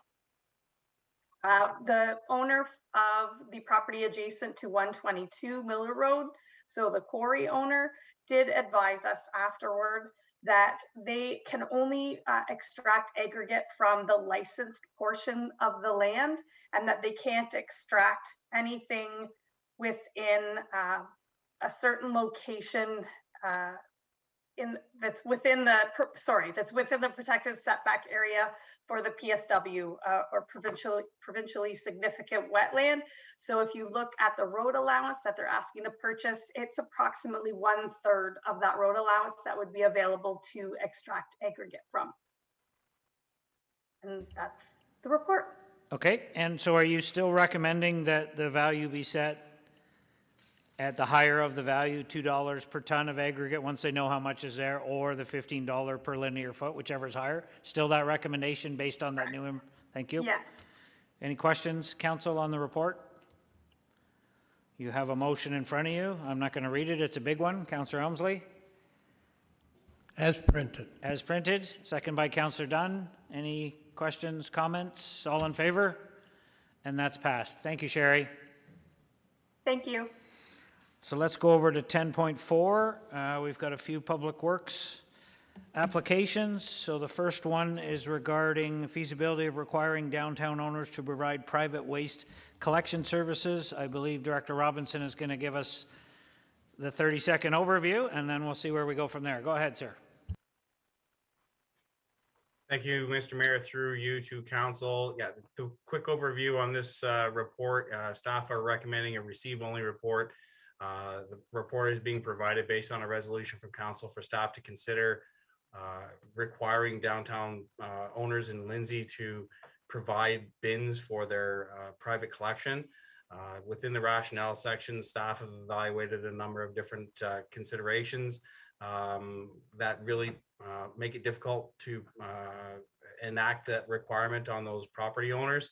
So staff are recommending that things remain as they are. As part of the recommendations, staff or council will also see that improvements were undertaken through the 2021 summer through the, if council recalls, they allocated a $200,000 fund for enhanced level of service, where we were additionally providing service to collect waste from the downtown core areas in our tourism districts. So if council wants to see that level of service to continue, there is some consideration there for additional funds in the 2022 budget. Otherwise, staff are recommending just to remain status quo for the existing waste collection services. That's the very brief overview. Thank you. What is council's wish? Questions? Comments? Councillor Dunn? As printed, to receive, that this recommendation be brought forward to council for consideration, seconded by Councillor Elmsley. Thank you. Any further questions, comments? All in favor? That's passed. Okay. Next report is 10.5, which is Waste Management Bylaw 216-144 Amendment. Brian, go ahead. Thank you, Mr. Mayor. Once again, through you to council, the proposed report in front of you is to look at revisions to the waste management bylaw. The bylaw within the rationale section again clarifies the amendments within that bylaw, looking at updating wording, clarifying the number of bags as requirements, not really a change level of service, but just providing that clarity. You'll find most of the updates through this document are in essence clarifying requirements to make the wording of the bylaw easier to interpret. We've defined and identified the waste storage bins, added some risk management wording in there to identify when residents and the public are attending our landfills to reduce the municipality's liability with respect to that attendance. Also looking at waste bins to, the requirements for waste bins and to reduce illegal dumping concerns that have been encountered in some areas. And to add and address wording of damaged carts and associated responsibility. So they're mostly administrative and clarity amendments to the bylaw. It's something that staff have brought forward. In addition to the requirements or the recommendations here, staff, our council will also see some recommended amendments to fees associated with the waste bylaw. Those will be brought forward separately as part of the amendments to the consolidated fees bylaw. So Director, there's no changes to any level of service in this change to the bylaw, correct? No proposed change to level of service at all within this bylaw. Thank you, sir. Council? Councilor Riley? As printed, that the amendment be received, the report, and the proposed amendments to bylaw 216-144 attached as Appendix A to report Waste Management 2021-015 be approved, that this recommendation be brought forward to council for consideration at the next meeting. Moved by Councilor Riley, second by Councilor Vale. Any questions for Director? Councilor Ashmore, go ahead. Thank you, Mr. Mayor, to Director Robinson. The first question is the bag limit. We had a 3-bag allowance. When was that officially stopped? I had thought that it was to carry on, or is it officially stopped now? 3-bag limit that we were allowing the people to put out. Through you, Mr. Mayor, to the councillor, that temporary allowance to accommodate 3 bags for the duration of the pandemic is still in place. We have not rescinded that 3-bag limit. However, the bylaw remains consistent that a 2-bag limit is the maximum for traditional waste disposal. So we haven't rescinded that 3-bag is the answer. Okay, thanks. And with respect to the larger bins, I know that there was a rule change that came a while ago. There were about 1,000 people that were affected. I think it was the 65-gallon or the 80-gallon, they call it, bins.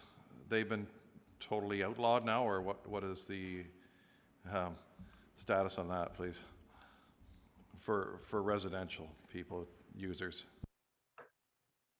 Yeah, so through you, Mr. Mayor, to the councillor, the bin size is in accordance with the current bylaw. The large residential bins, the large bins that have been historically used in residences that are approved for commercial use only are not permitted at residential properties. So I believe that the limit size is 55 gallons. The larger bins are for commercial use or permitted at commercial use, but not for residential use. And again, there's been historical discussion as to why that is and what the limits are with respect to waste collection. And I think council's provided previous direction on that. Thank you. Any further questions? Councilor Vale? Just on that note, so the difference between commercial and residential, so out in the rural areas, where are farms going to fall into that? So through you, Mr. Mayor, to the councillor. So farms, residential farm lands are fall into the residential use.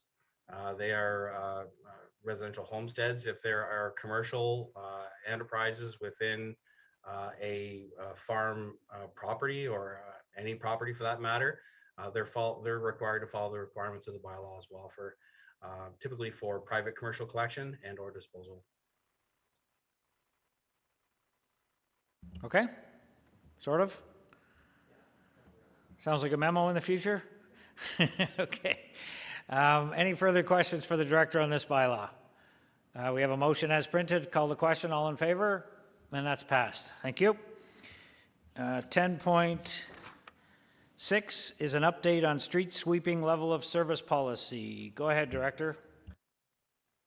Thank you, Mr. Mayor. Once again, the report presented here for street sweeping level of service is at the request of council to review our street sweeping level of service policy. The document currently allocates resources for collection. The council had some concerns with the level of service this year and directed staff to look at it. So within the report, staff are recommending an increase to the level of service, which comes along with an associated operational cost to shorten the window for which sweeping is typically performed from 8 weeks down to about the 3 to 4 week range. It comes at a cost because it's primarily contracted services. So it would be increasing the number of pieces of equipment that we would have available to perform that service. Within the alternative section, staff did take a look at a number of alternatives that are typically not recommended for various reasons, being cost or our ability to deliver, as well as the potential for requiring rework. For council recalls this year, we had a very early spring. If we were to commence service within that time frame, and then winter were to resume and we were forced to then reapply materials, the cost to rework that, resweep those areas is relatively significant and also would drive up operational budgets. So that's the report in itself. There is some other general information in the alternatives, as well as some other equipment that could be reviewed. Part of the concern I know that council had is with the fines or the dust left behind. There are pieces of equipment then that can collect that material, but again, they come at an operational premium, operational cost premium. So something to consider. If council wishes, we could look at a pilot to test out one of those pieces of equipment that does do a better job at picking the dust off the road. But it's, again, if we were to implement that across the city, it would drive a significant change of the operational budget. Thank you. Councillor Dunn. Yeah, just a quick comment. Comments this year on our level of street sweeping were, for me, extremely positive. The comments that I got. I just want to throw that out there. Thank you. Councillor Helmsley. Yes, thank you. And just to the converse, what we got, and I think Councillor Richardson and Vale agree with me, we got tons of phone calls and people weren't happy. And I guess my question to the director would be, and I know you addressed getting the finer particles, is this going to accomplish that, or do we need to go with the pilot program to see how that works? So through you, Mr. Mayor, to the councillor, the decision is council's. The equipment that we have does not have the capability of picking the true fine material off the road. What we typically do is wet the road surface down to prevent a lot of dust from moving around during the operation. However, it is still just a sweepless, like a sweeping operation.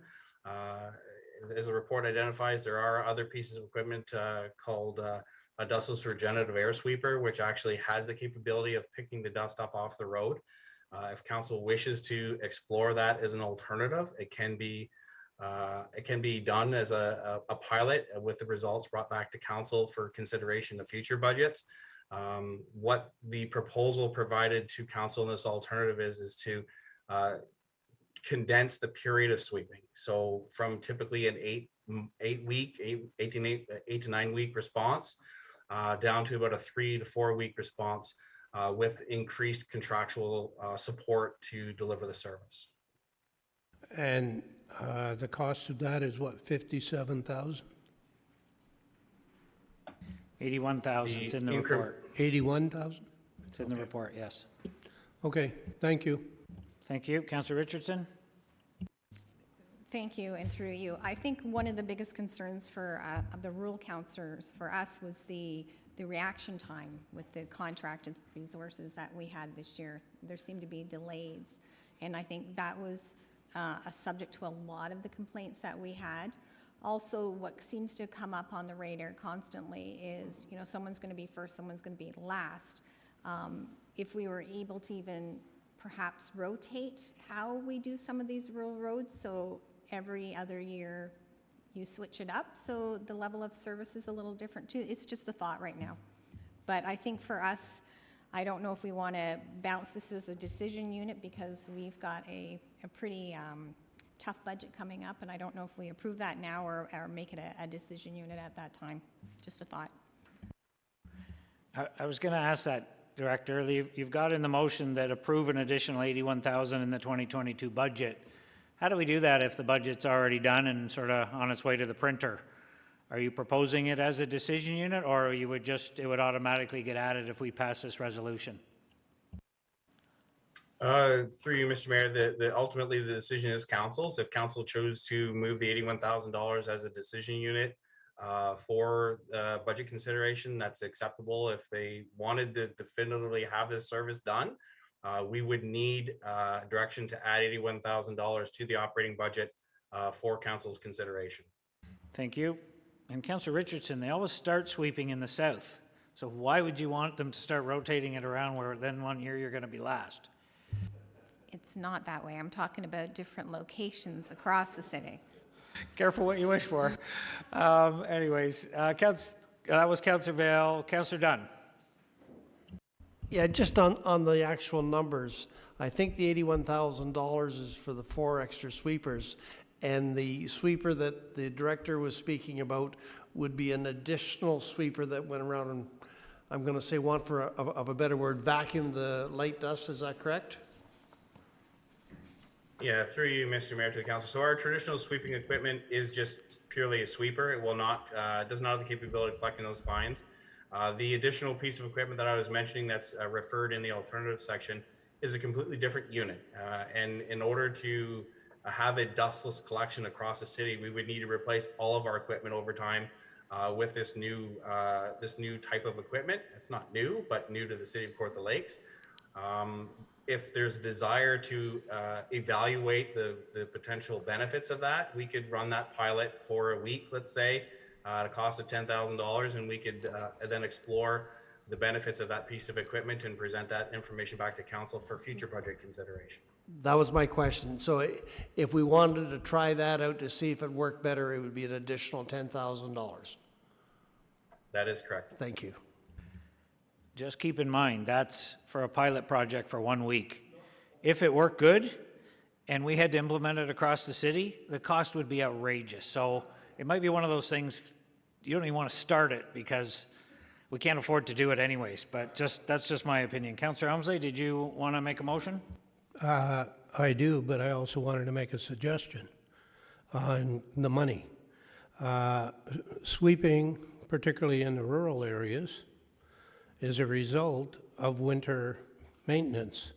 So I would say, I would make a motion or add to this motion that we take the money from the money we put into the winter control reserve so that it doesn't have to go on the public works budget for this year, and that we have a way of handling it. I don't think that's a good idea. Winter controls for winter operations. This is a summer operation. I think it's important that Public Works keeps those separate. You want to take it out of their sand budget so they don't put so much sand on the road, you'll get complaints about that. But I think if we're gonna propose it, then put it in the budget. I think it's a good report. I think we should do it. I think if you're getting complaints in the rural areas, then let's do it. Let's increase the level of service and let's tell people we're doing that. But there's a cost to that, and let's absorb the cost and let's move on accordingly. I don't think we should be playing with our reserves at this point. We just don't have enough of them, okay? Just my opinion, but. Yeah, I just felt that this is a direct result of winter control, because if it wasn't for snow and ice, we wouldn't be putting sand on the roads, so we wouldn't have to sweep it up. And I didn't think it was a big stretch, and it's not, like, we put a bunch of money in that reserve, so I just thought it would be a good use of it. I don't know if we have any in the reserve yet, do we, Director? I thought we were, any left over from winter control we're going to put into a reserve, but I'm not sure we have yet. Can you confirm? Yeah, through you, Mr. Mayor, I don't know the exact dollar figure, but there was about $1 million transferred into that reserve, which is, in my opinion, edging towards a level of comfort in those hard years. We've had years in the past where we exceeded the budget by over $2 million. So having $1 million in the reserve is a step in the right direction, but to me doesn't provide that full level of comfort. I would argue that there are a lot of operations that happen through the summer, including ditching primarily happens because of the application of sand on roads. So I would recommend that we don't take that out, and if there is a desire to increase this level of service, let's look for funding elsewhere. So I might suggest if you wanna go there, let's do it as a follow-up motion, but let's, because wouldn't I'll support move it. the motion, to have the enhanced level of service As for the 4 extra sweepers for the 81,000. So as printed. As printed. As printed, okay. Moved by Councillor Elmsley, seconded by Councillor Dunn. Did you want to speak to it? I don't think so. Councillor Dunn, you're good. Any questions on the motion as printed? All in favor? That's passed. Do you want to do a follow-up? Yeah, and the $81,000 be taken from the winter reserve. Winter control reserve. Winter control reserve. Okay. Every year or just this year? Just for this year, and then it can be included in the budget going forward. Thank you. You'll second that, Councillor Ashmore? Do you want to speak to it? As I said, I think it's a direct result of winter control. And then if the budget's gone for printing and we don't have to play around with it, we don't have to make it as a decision unit, we don't have to do anything else with it, and it gets done. So I just think it's clean, and it's not going to deplete that reserve by a huge amount of money. Thank you. Yeah, thank you. Yeah, these two are definitely related result, because of some places, I'll give an example in Victoria Place where we've had issues of a little bit too much sand. I mean, I'm all for sand and maybe a little bit less salt, but we've got way too much sand, and we've had to make 2 or 3 trips around there, and it's been a direct result of we're trying to get the right amount of sand application, and I've been with staff there several times. But this is an excellent motion because it is a direct result of the application rates that we're putting down for sand. And I think I appreciate if we could support this. Thank you. Any other questions on the motion? Can you just add to it that this recommendation be forwarded to council for approval at the next meeting? Absolutely. You're okay with that, Councillor Ashmore? Thank you. Go ahead. Yep. Hey, Mr. Mayor, through you, we may bring some supplementary information then maybe at budget time, because although I appreciate sort of what the objective is, that reserve is meant to be a stabilization reserve almost exclusively. So in any given year, with the fluctuations in the winter control budget itself, the idea is to not raise taxes over any given year for those events. And so I do agree with the sort of director's comments with respect to if we start to add other services and then those potentially grow, we're not going to have the ability to manage that stabilization fund. But I guess I understand the intent of what's happening here. I would suspect there's probably provision already, knowing this recommendation was coming forward. So I would just recommend that maybe staff bring back as part of the budget when we do the update. We can show you the funding source. And certainly if that reserve is the only option to kind of get us through next year, then we'll make sure to expose that at that time. So what is your ask then?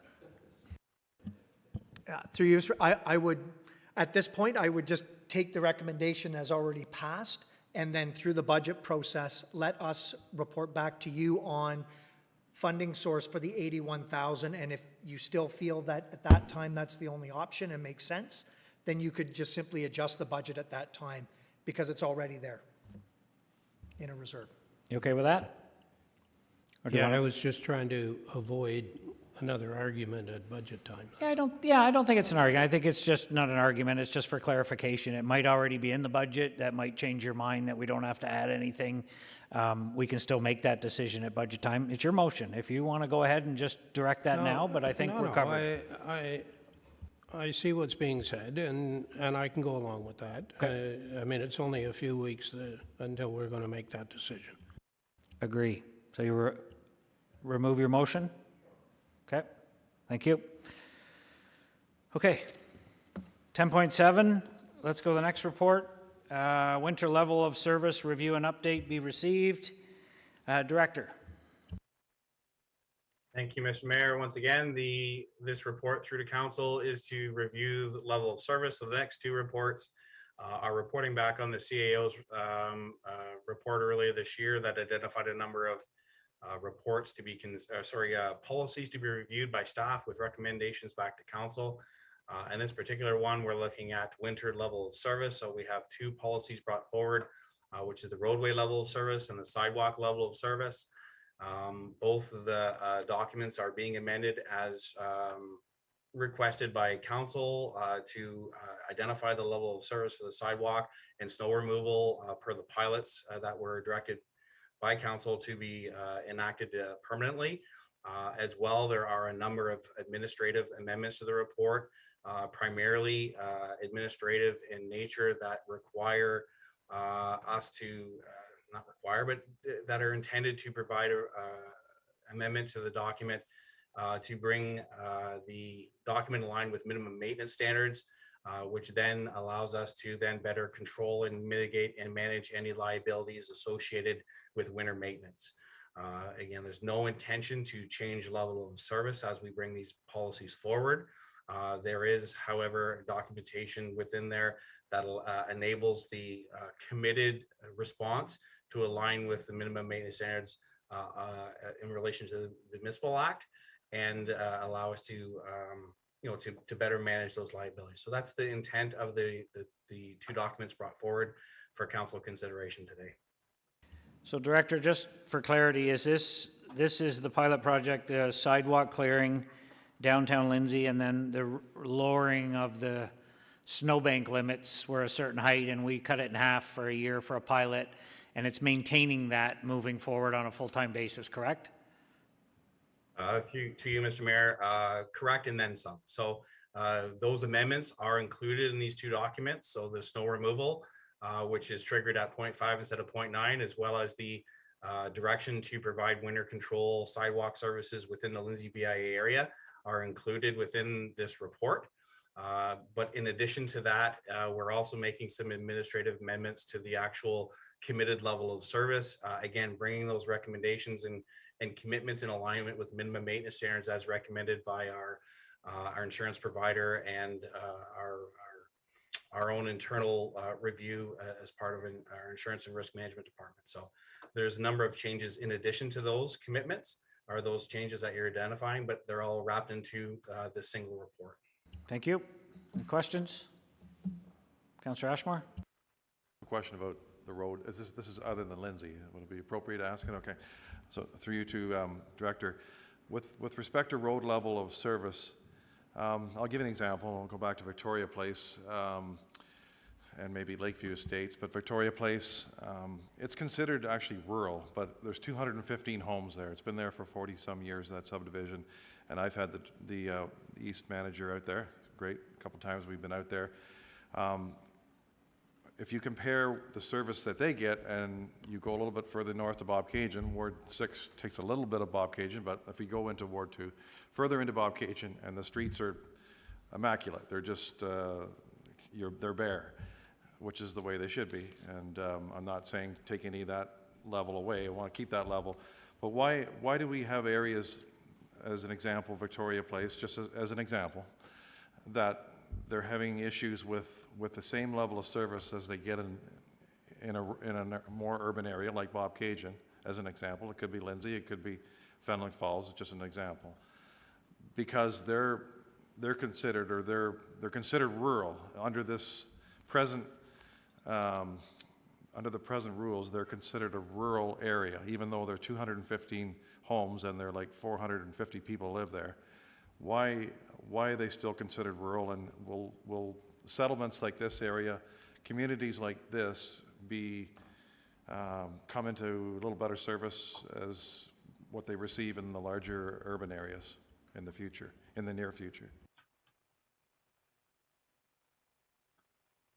So through you, Mr. Mayor, to the councillor, this level of service is not defined within this policy based on the number of residents. It's based on the classification of the road. The classification of the road is driven from traffic.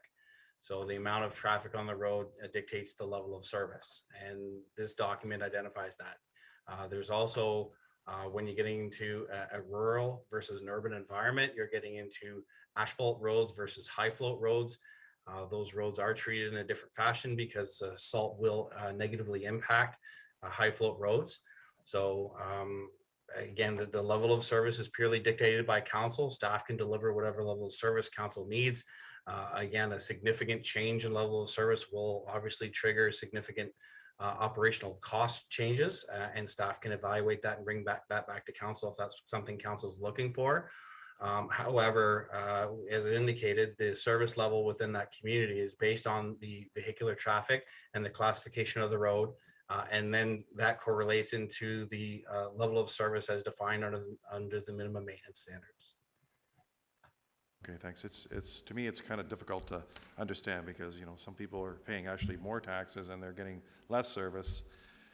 I don't know. It's really hard to explain to residents why we have this type of a kind of a convoluted service level everywhere we go. It's just I can't figure it out. But I don't know. I wish we could have some more harmonious level of service, but I don't know where do we start? Do we? I mean, these people. The people in the rural areas I'm referring to, in rural subdivisions, they should have the same service as they do in the more heavily populated areas. But we just seem to keep putting this further down. But I don't know. From what I'm hearing is you have to change the classification of the road. I don't understand why you have to do that. Like, why can't the services be equal? But somebody could answer that. Well, I think the director is trying to explain to you that the classification of the road is dependent on the number of vehicles. So it's not about changing, you don't just change the classification. Council set a criteria for a classification and then a level of service based on that road. So council can change that, but it's a citywide change. It's not a change for one area. It's, if you want to meet with the director at some point and have a chat with them about, you know, what you're looking for, then he could probably explain to you on how best to bring that proposal forward to council. But keep in mind that it's a citywide change, and that citywide change of service could be very, very expensive. So you know as well as I do, it's not about how much tax you pay in your house, is not how much service you get. We have lots of large homes on private roads that, you know, don't get any road service. So you can't really say they pay taxes and they should get the same level of road service. You know it doesn't work that way. But that's what I would suggest. Have a conversation with the director and explain to him where you're trying to go, and then maybe he can help direct you, that put something forward that can come, and then we can all have a discussion about whether council wants to increase that level of service across the entire municipality. But we're going to need to know what that's going to cost the residents in order to do that. So it can't just be done in one specific area, or it shouldn't be anyways. So, all righty. Any other questions on this? Do we have a motion? We don't. Need a motion. Councillor Helmsley, as printed. Thank you. Councillor Dunn, second. Any further questions or comments? All in favor? That's passed. 10.8. 10.8. Policy review, assumption of private and unassumed roads. Just a policy, not a discussion about private and unassumed roads, right, Director? Absolutely, Mr. Mayor. Through you, this is the last time hopefully you'll have to hear from me today. This is a policy review, again, directed by the CAO report from earlier this spring to review council's policy on assumption of private and unassumed roads. The attachment to the report clearly outlines a number of significant amendments to the report. Intent is not really to change the overall process, but to provide clarity. This document has been misconstrued in the past as a construction standard for roads, as well as for for developing new roads. That is not the intent of this policy. It's been very clearly amended to identify that this policy is for legacy existing roads. So it would be roads that are in place in existence prior to 2017 or the original date of this policy. And then it outlines a process and steps, responsibilities for both the requesting body as well as staff and council as to the process and steps by which council would consider assumption of a private and or unassumed road. So the document itself has a number of amendments. The amendments are really there to provide clarity on the overall process. And again, to distinguish this policy from construction standards, as well as a number of other documents being brought forward to develop and construct on open road allowances. Thank you. Councillor Richardson. Thank you, and through you. When I look at this policy review, there's been a lot of dusting and cleaning on this with the proposed amendments, and I feel like it's a little more easier to follow now. Is the departments within the city happier with the updated language? Through you, Mr. Mayor, to the councillor, this policy was reviewed by engineering, by legal, by public works, and realty services. So everybody that has had an opportunity to provide their feedback and input into this report, I believe overall everybody's satisfied with the improvements to the policy, and it meets the requirements of all the departments and divisions combined. So the short answer is yes. I believe everybody's happy with it. Well, don't say everybody's happy. That'll never be the case. Councillor Helmsley, go ahead. Thank you, Mr. Mayor. Looking at the requirements, if you're on a private or unassumed road and you would like the city to take it over, do you think there is any road in the city of Kawartha Lakes that would qualify to be taken over without spending a goodly amount of money to reach our proposed level of service, our proposed level of assumption? So through you, Mr. Mayor, to the councillor, the Appendix A, which are the kind of construction requirements for the road, is a ripped down or lower level of standard than our construction standards would be. Are there existing roads out there that would be able to be assumed pretty much as is? Likely not. The varying expense of improving that road to meet those standards could be minor to significant. A complete reconstruct in some cases. However, the intention of this policy is not to assume as many roads as possible. The intention of this policy is to be in place to ensure that when roads are assumed for maintenance and for capital and for other works, they're brought to a level of standard that doesn't cause undue burden on the other taxpayers of the city. So that is the intent here. If you look at the Appendix A in the back of the document, there is some caveats in there that there is potential to deviate from those requirements with approval of the Director of Engineering and Corporate Assets and or myself, Director of Public Works. If it's unreasonable for those minimum standards to be achieved. And again, the level of reasonableness has a varying degree of meaning to different people. So it's definitely something that would be part of the consideration and discussion if applications were to come forward. Thank you. Well, thank you for that. This in no way affects roads that are under consideration for limited service agreements?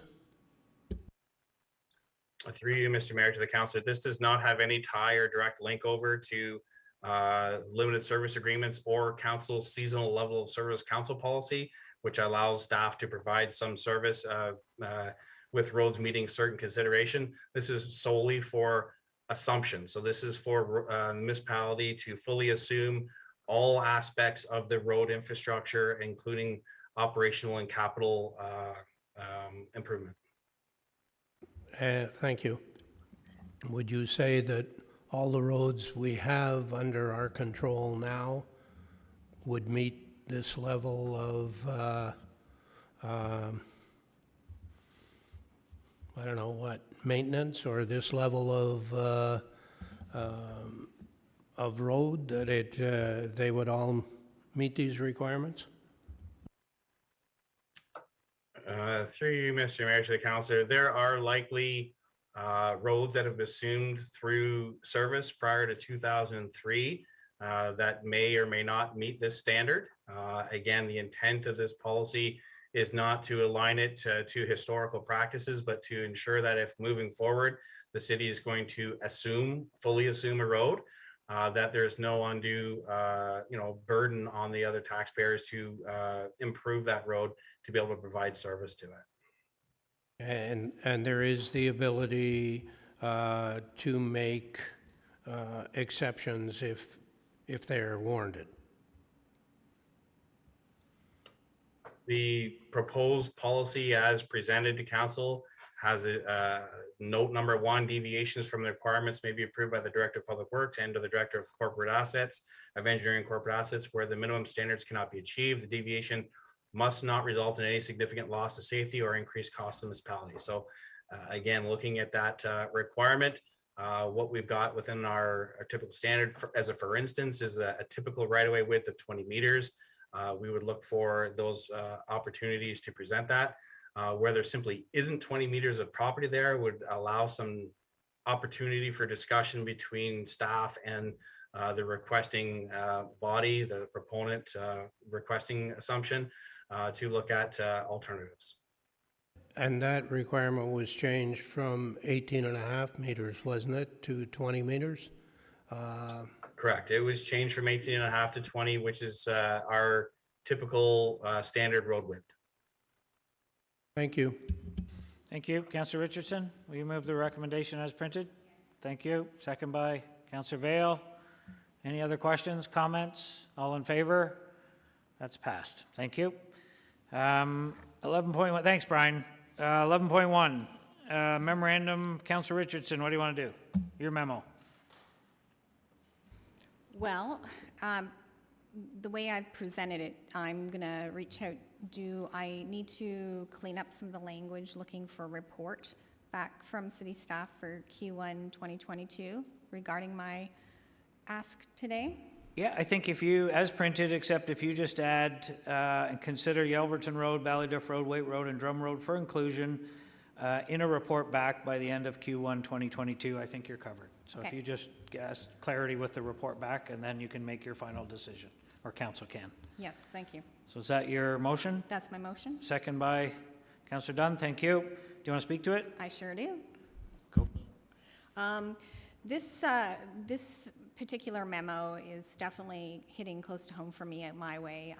It's been an incomplete summer of emails, texts, phone calls, people showing up at my front door. They're mad. We've got some truck traffic out there that starts at 5 o'clock in the morning and goes to 5 o'clock at night. And as a result, 2 of the roads had to be pulverized this past year because they're just not, they can't take that type of pounding. The roads are just done. So the current configurations of those 4 roads in particular, Yelverton, Ballyduff, Waite, and Drum, are not sufficient in supporting the growing number of commercial vehicles as an aggregate vehicles that go over and use them. These aren't major arterial roads, but rather minor rural roads. According to the city's master transportation plan, large commercial truck traffic are not typically permitted on these type of roadways. And this is definitely being proven this year in 2021 when we had to pulverize Waite and Yelverton. And as a result, Drum and Ballyduff became the haul routes. And those roads now are pothole after pothole after pothole. So I'm asking in the end if the staff to review and bring back a bylaw that currently restricts commercial truck traffic on these 4 roads that I've named today And like I said, looking for the safety and longevity of our transportation network. So I'm just looking for a report to come back. Thank you. Good. All the question, all in favor? Oh, sorry, you had a question? Go ahead. Not so much a question as maybe a little friendly that part of that report could include how we can better enforce traffic on these routes such as that, right? Because that's a huge issue in my area where we've got a ton of roads that are not approved haul routes, but those are the roads that the majority of the truck traffic is traveling down and wearing these roads out, and they're not being replaced and we're not being compensated for it. So how do we enforce it? You okay adding that as part of that report back, options for enforcement be included as well? And you seconded that? You're okay with that? Okay. All in favor? And that's passed. Thank you. A motion to adjourn. My goodness, look at us. Councillor Elmsley and O'Reilly, all in favor? That's passed. Just a reminder, our next meeting is a committee of the whole meeting, a special meeting at 10 o'clock on November 16th, with a regular council meeting at 1 o'clock. And we also have a public budget meeting at 6:30 in the evening on November 18th. That one, you are free to Zoom in if you don't want to attend, because it is just a public meeting and the public will be Zooming in. So there's really no need for you to be here in person, but you're always welcome.